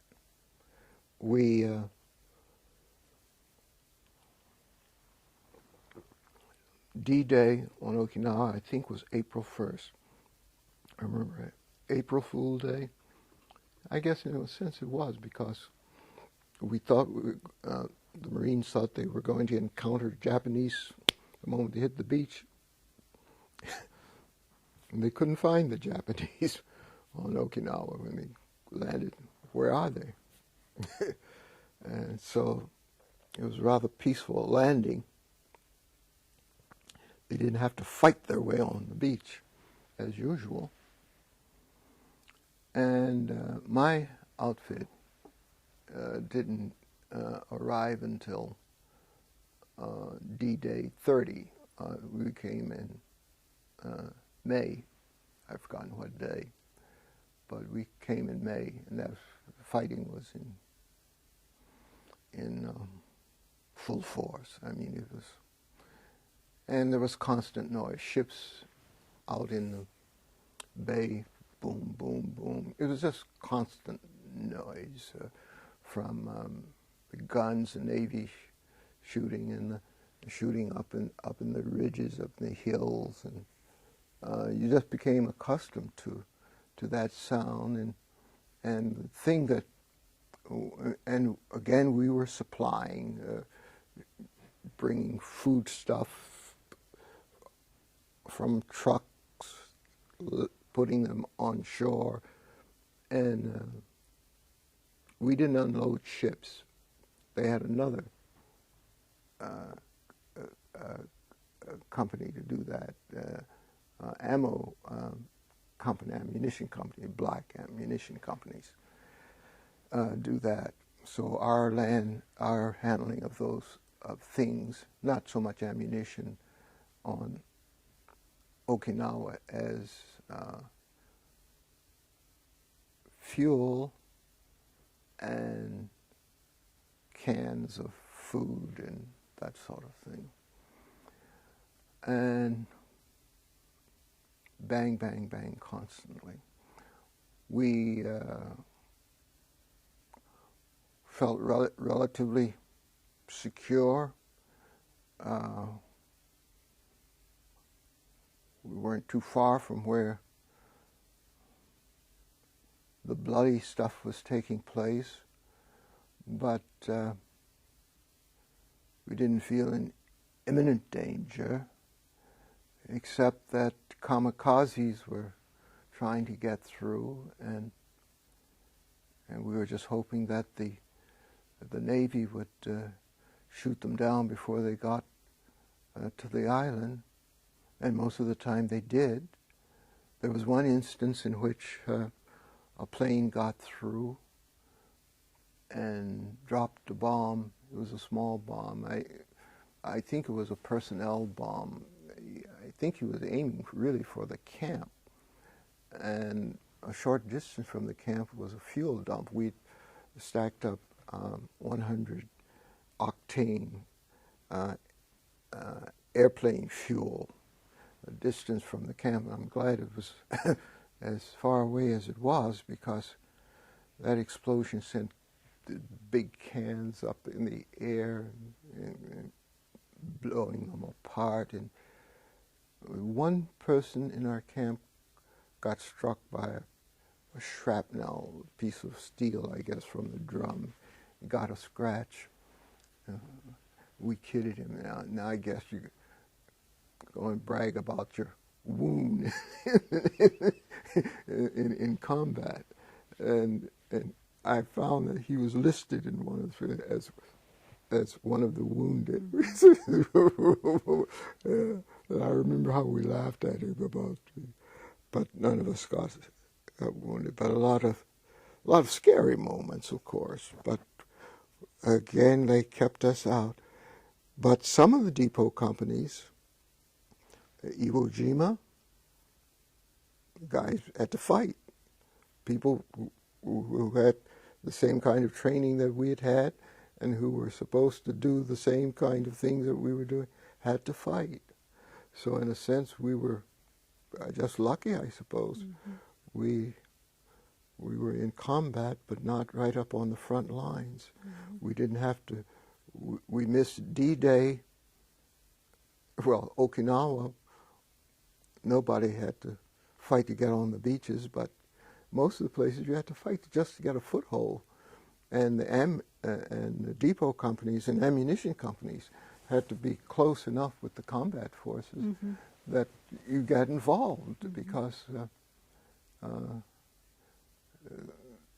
they are not, the Japanese were not respecters of person, creed, or color. They loved them to whomever it concerns.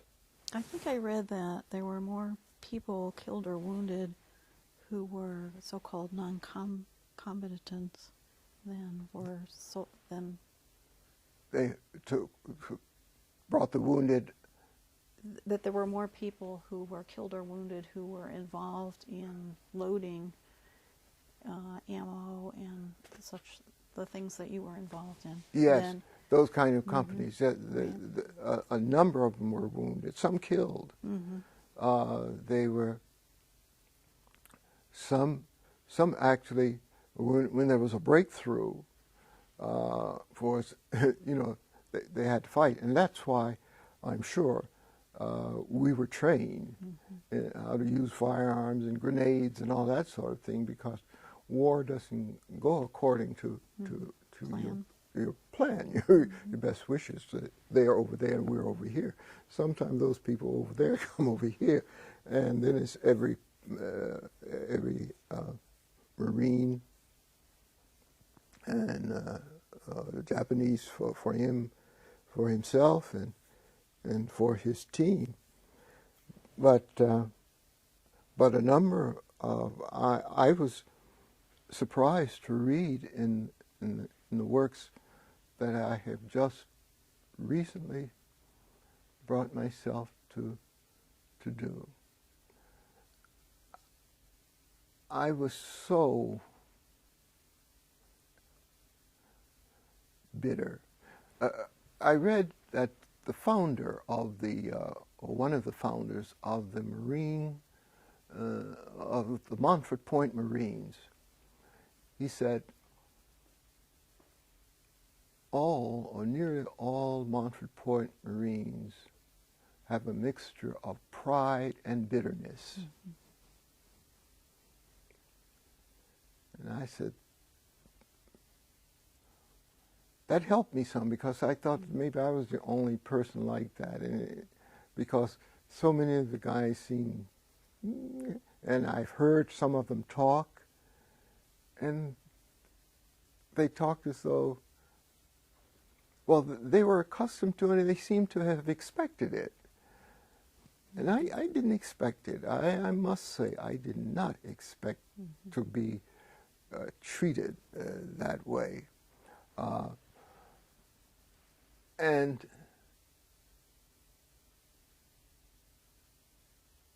But in analyzing it, I think my pride was public. I had public pride. That is, when I heard from the halls of Montezuma to the shores of Tripoli, any band playing something charging from me, I stay up. Are there any Marines in the house? As it did the other. Yes. But privately, what am I standing up here for? They don't consider me a Marine. I wasn't treated as a real American. That would always haunt me. And I didn't get over that until, and this perhaps is near the end of my journey. 2 years ago, I think it was, I asked Laverne to look up Montford Point Marines for me. She's computer wise, I'm not, I'm illiterate. And she found out where that there was an association, and that they were going to have their 41st, I think, convention. 41st. And I said, well, I think I'll go to that. Well, she gave me the name of the president of the association. I called him. He's in Philadelphia. We talked. He said, I'm going to send you some material. He sent me materials, registration and all of that, and say, it's a good time for you to join up, because we're going to go back to where we started, at Montfort Point, Camp Lejeune. And so she and I began to process papers and get ready to take this trip to Jacksonville, North Carolina. I said, I want to see how that place is and all of that. And so we journeyed. When we got off the plane at, was it Jacksonville? I've forgotten where was the plane? I've forgotten where it was, where the pilot was. I mean, where the plane took us. Or was it, I don't think there's an airport in Jacksonville, but wherever we landed, there were 2 Marines to meet those of us who were coming home, so to speak. Mm-hmm.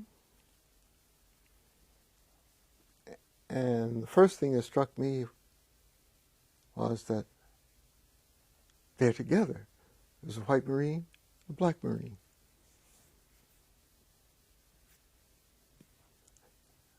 Montfort Point,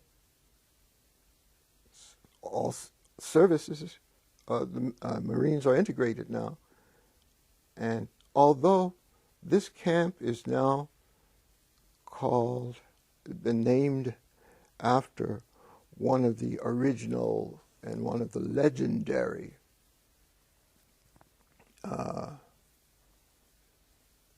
non-coms of the Marines, black Marines.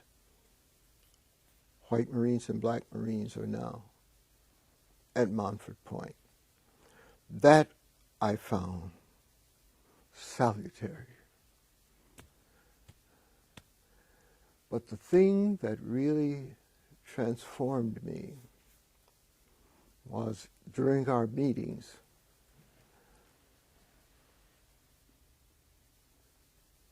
commissioned officers, black commissioned officers were there. And although I knew they existed, it was a moving experience to see them, and even more to go and speak to them and tell them what an awesome experience it was for me to see them. I said, you don't understand.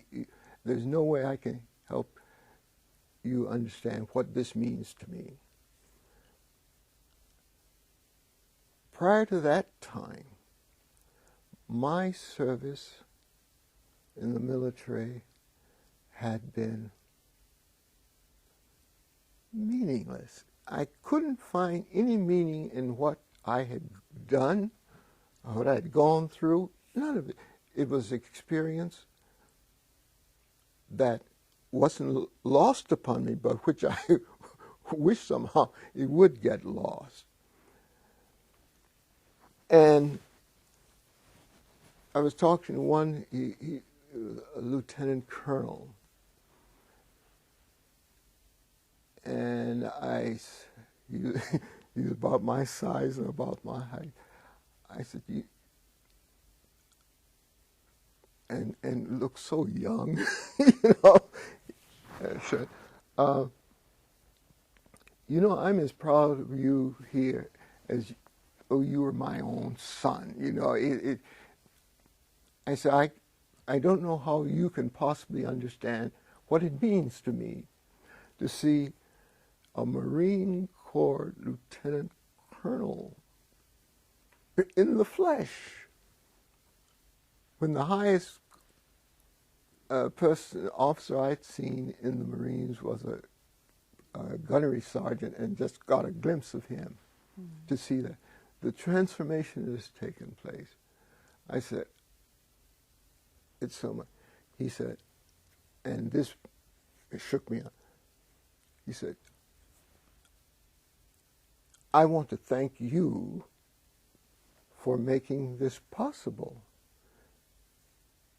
You, those of you who went through that, and I had never thought of that. Never in my had that occurred to me, that I made anything possible. I just gone through some stuff. It didn't mean anything to anybody, or certainly not to the country. It meant something to my parents. It meant something to me. The most meaningful thing that it meant to me, the most tangible thing that the experience had meant to me, was the fact that there was a GI Bill, and I found a way to go to college. Another introduction.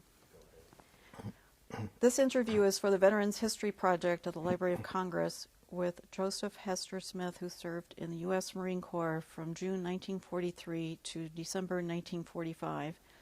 Today is Friday, February 8th, 2008. We are in the television studio of WILL on the University of Illinois campus in Urbana, Illinois. This is part 3 of this interview.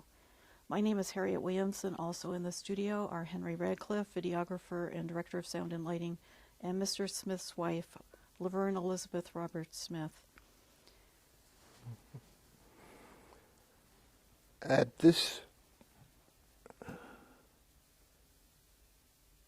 convention of the Montford Point Marines,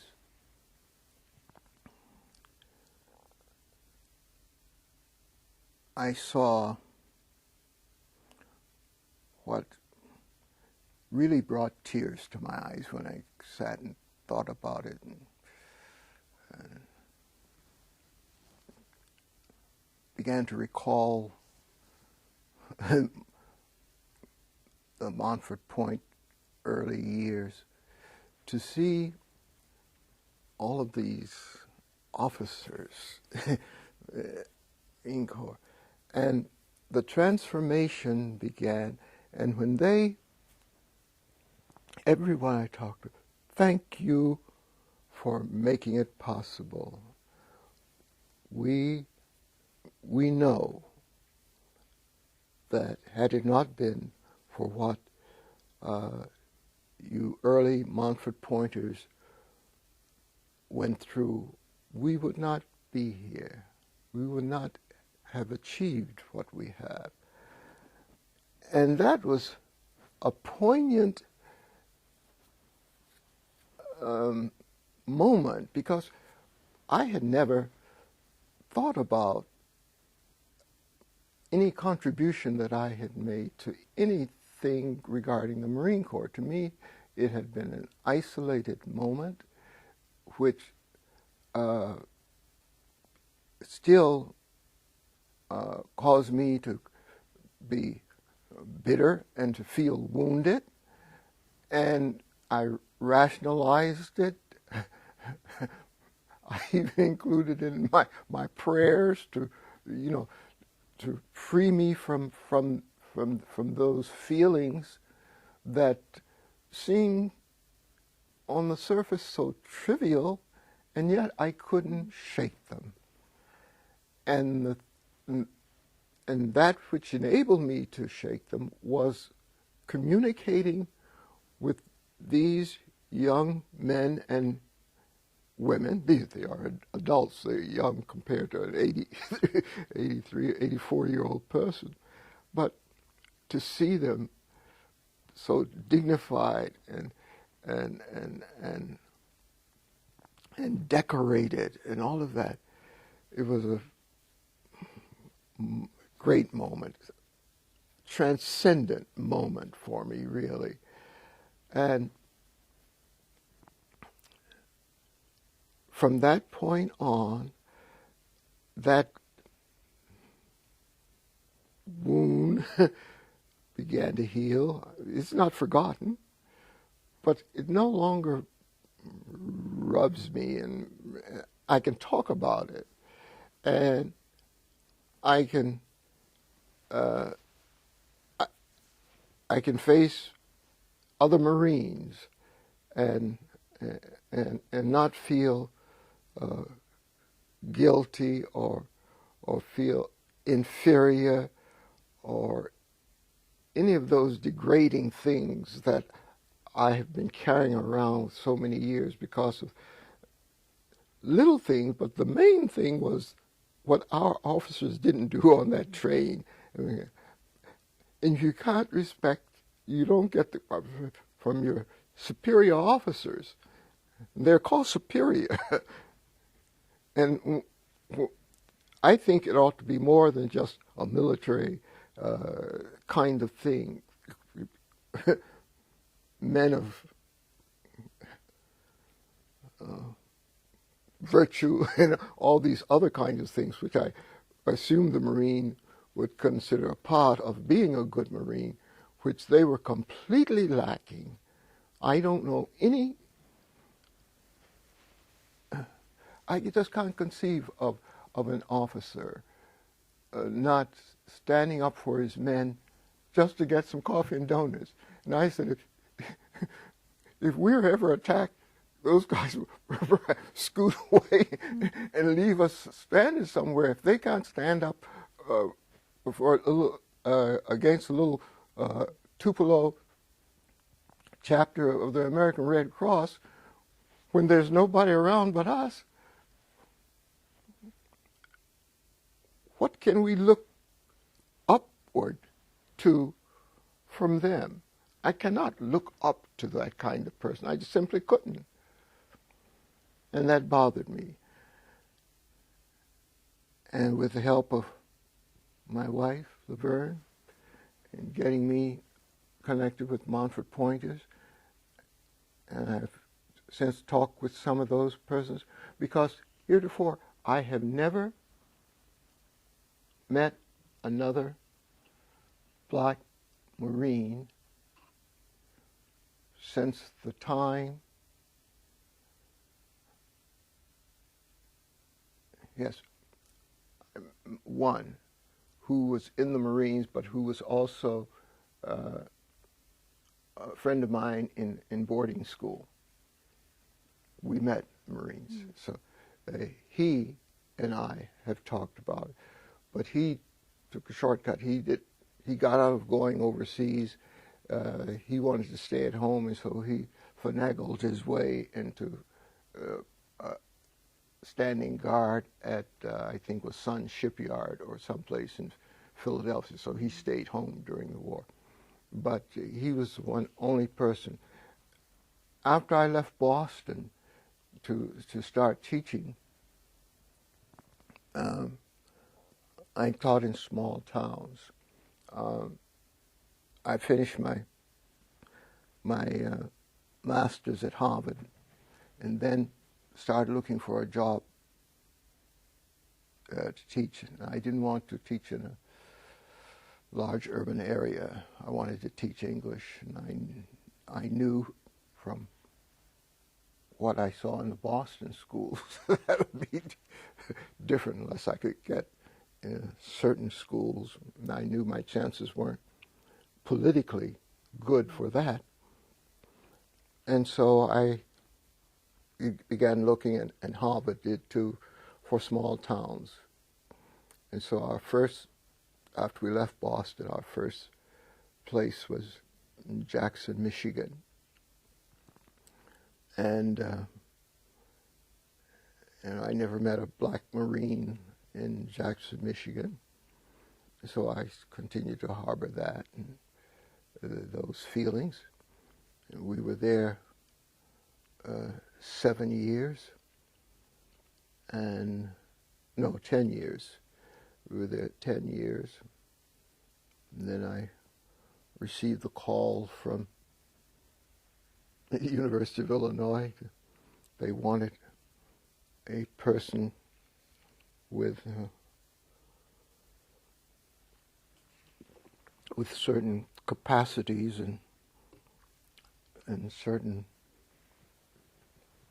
abilities to live in both worlds, as it was put, the black one and the white one, to put it straightforwardly. And what I'd been doing in Jackson, Michigan, they thought equipped me uniquely for the job that they wanted done here at the University of Illinois.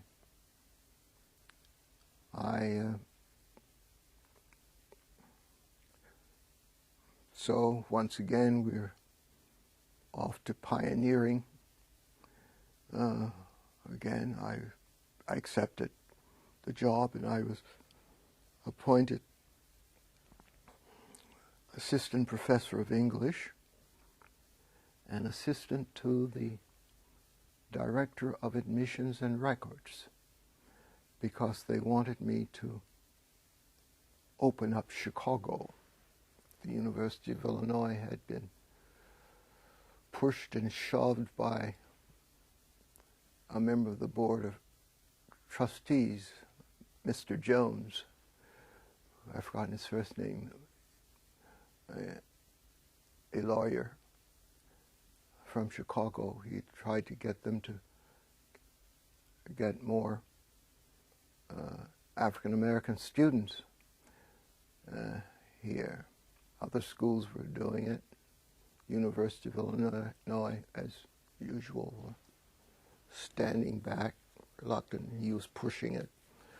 And they had been looking for somebody to sort of be the front man for that enterprise.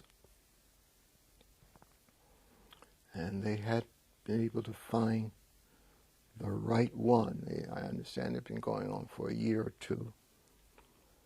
And the dean of admissions and records came to Jackson, Michigan, and asked his son-in-law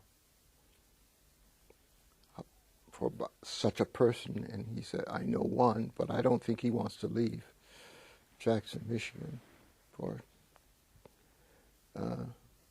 teaching. I mean, he likes teaching, although I had become language arts coordinator for the district. I love teaching, and that was why they gave me an appointment. I think if it was sort of to entice me for the administrative job. So I enjoyed teaching for part-time, and working in admissions and records part-time. Got programs started. I won't go into that. That's another story itself. And experiences getting the university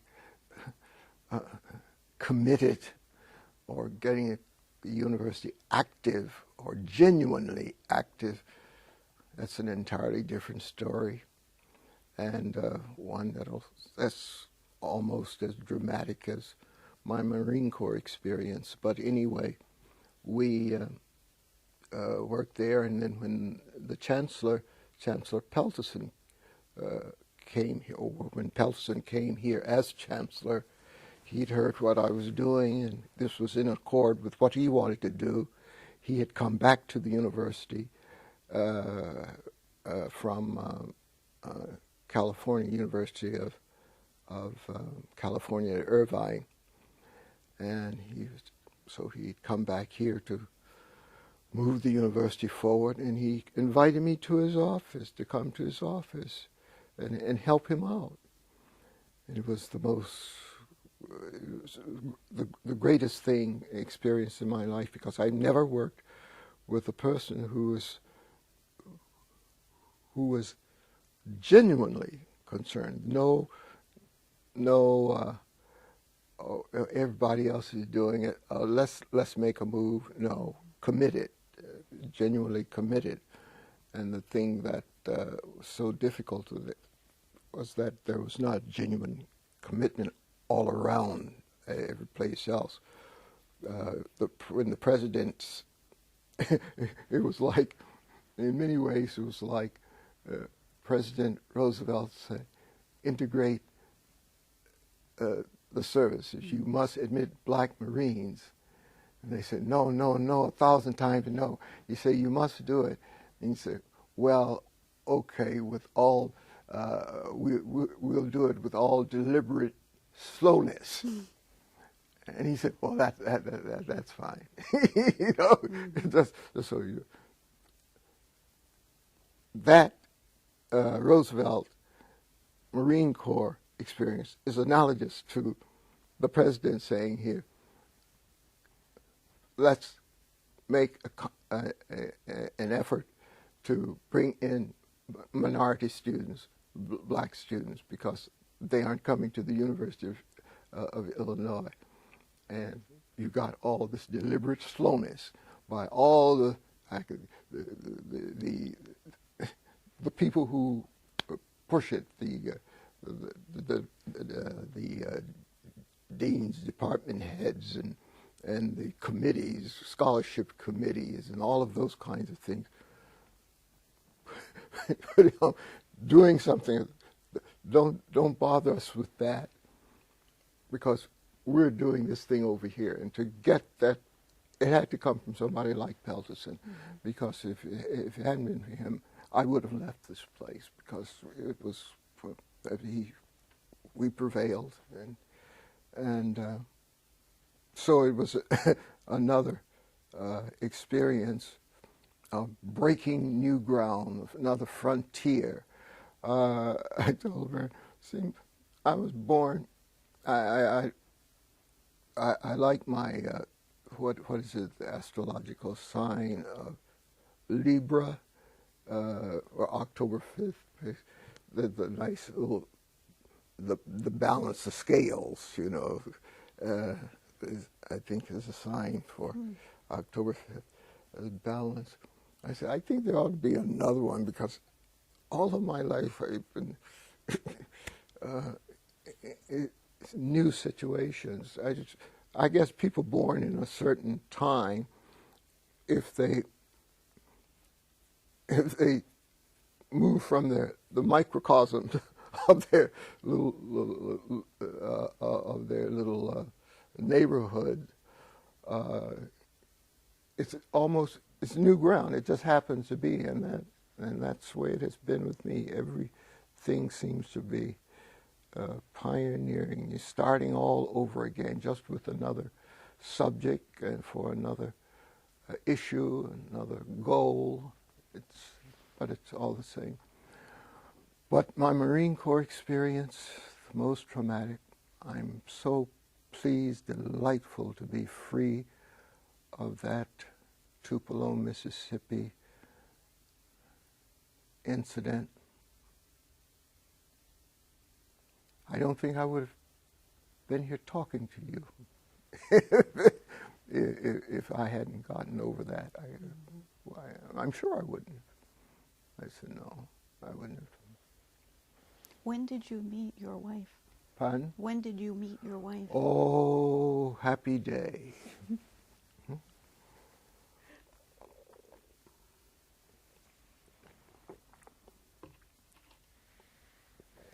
I was in college. I did my undergraduate work at Howard University. Oh boy, that's a story within a story. And my mother and father, as I told you, had separated and eventually divorced when I was very young. And so I knew very little about my father, except the bad things. And it wasn't from my mother so much as from my aunt, and my great aunt. My great aunt, the Aunt Beulah, the matriarch of our family, shouldn't have married him in the first place. She never married and couldn't understand why anybody would ever marry her in the first place. Yes, leave it. You don't need him. And so I thought my father must have been a bad person. And my mother's, no, we had some irreconcilable differences. And I laid down the law and told him he did something. Well, my father was an enterprising person. And during the Depression and all of this kind of thing, he was a manufacturer of illegal beverages. You know what it was. And my mother couldn't stand that. It was during those days of moonshine. He was a masterful person at that, something he had learned in his boyhood in Virginia. It took me a long time to get around to be able to say that, but I know from history that a lot of families were involved in those kind of things. And my mother just couldn't stand it. She said, "Stop that kind of business." He had a restaurant, and he was doing this. Stay in the restaurant business, and fine. And we were doing well as far as I could tell. I remember having all kinds of little toys and things, but that was why the divorce. And so I wanted to find out something about the other side of my family. My father, I hardly knew him. And I had an aunt, his sister, in Maywood. And so I kept in touch with her. And I told her one summer I was in Boston, and I looked around for a job, and I couldn't find it, and I didn't want to waste the whole summer playing tennis. So I wrote and asked her if she could find a job for me if I came to Maywood, Illinois, where I was born. And she said, yes, they're hiring at the American Can Company, right down the street from me. The American Can Company was an institution in Maywood. Practically everybody, male person, many females who worked at American Can. So you come and stay with me. I'd be glad to see you. And so I went to Maywood to see my aunt and get acquainted with my father. And on that particular trip, one day as I was talking to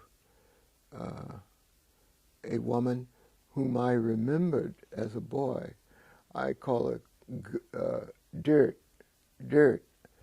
and that she said, we call her Dirt. Her name was Gert. Her name was Gertrude, and they called her Gert, and it came out for me, she always says Dirt. She would tease me. I'm going to come and give Dirt a hug. She had taken care of me a great deal. And so I was talking to her and somebody else on one of the streets there. And I saw a young person coming down the street with some jeans and a sloppy kind of shirt or something on, jeans rolled up, I think.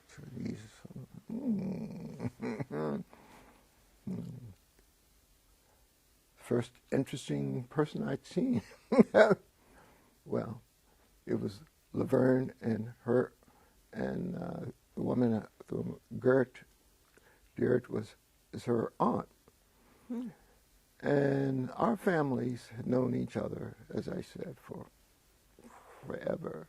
And my father and her father grown up in the same woods and around the same time. I think a month or two apart, their births. And so they've been buddies all their life. So it was destined that we should come together. And we came together in a marvelous little Episcopal chapel in Maywood, Illinois. And there has been nothing but happiness ever since. And nobody will believe that. But with all that has happened to us, with us, between us, we celebrated our 56th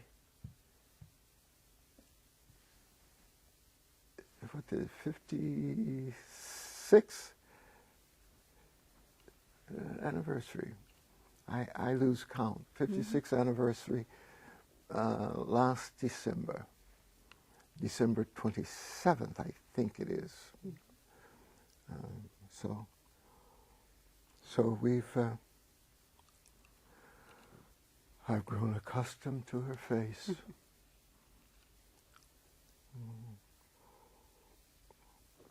I have 3 marvelous children. Firstborn, Pamela, who is a graduate of the University of Illinois, bachelor's and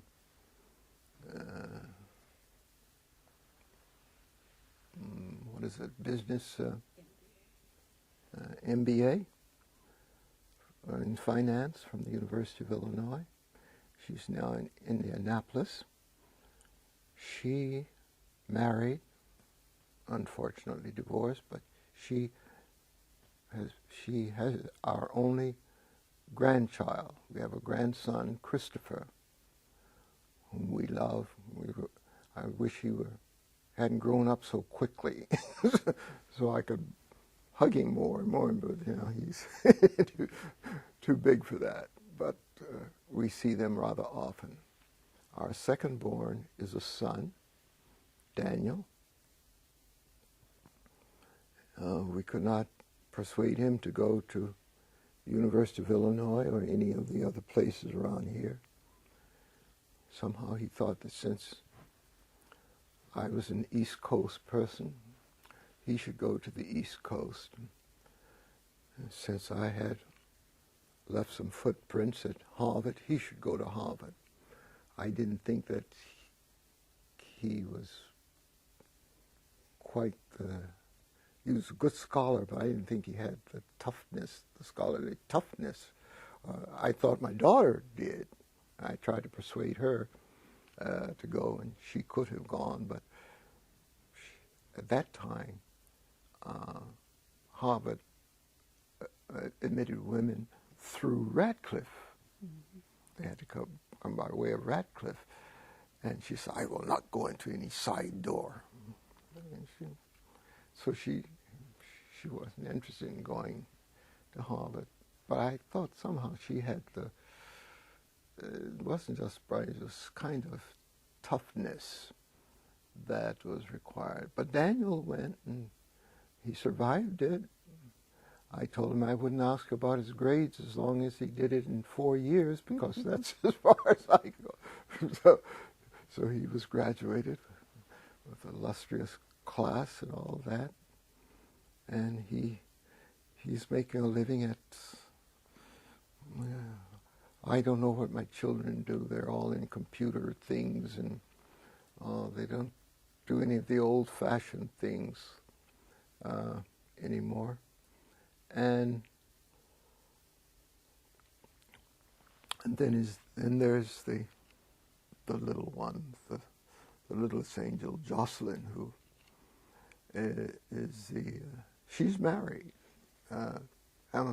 Daniel isn't married, but she married rather late, and so she couldn't bear us children. She went to the University of Wisconsin and decided she wanted to study journalism. I said, why you want journalism?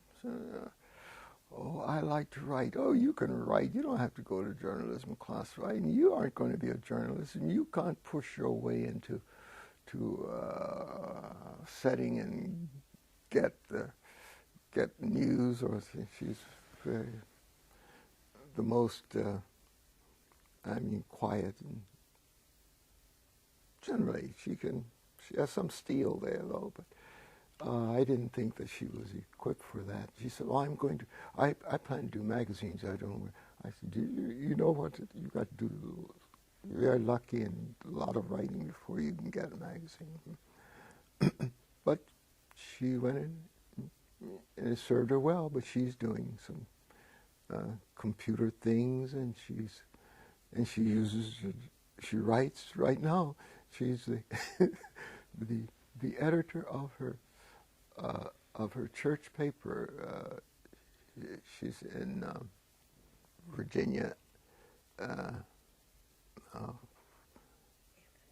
Annandale, Virginia, is it Grace Episcopal Church? St. Barnabas Episcopal Church.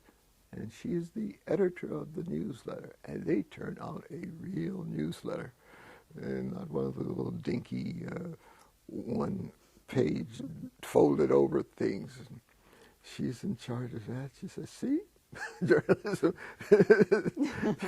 And she's the one who helps me with my memoirs. And, well, I hope that you have that published. Yeah, she pushes me onto it. She's typed up some things for me, and she keeps me at it. And so all of my children live, and I love them for their uniqueness. They're different, but they all contribute to my well-being in different ways. Well, it has been a great honor to have you here and to hear your narrative. Thank you very much. Well, I hope that this makes sense to somebody. I don't know when you're talking how things will come out, but c'est la vie.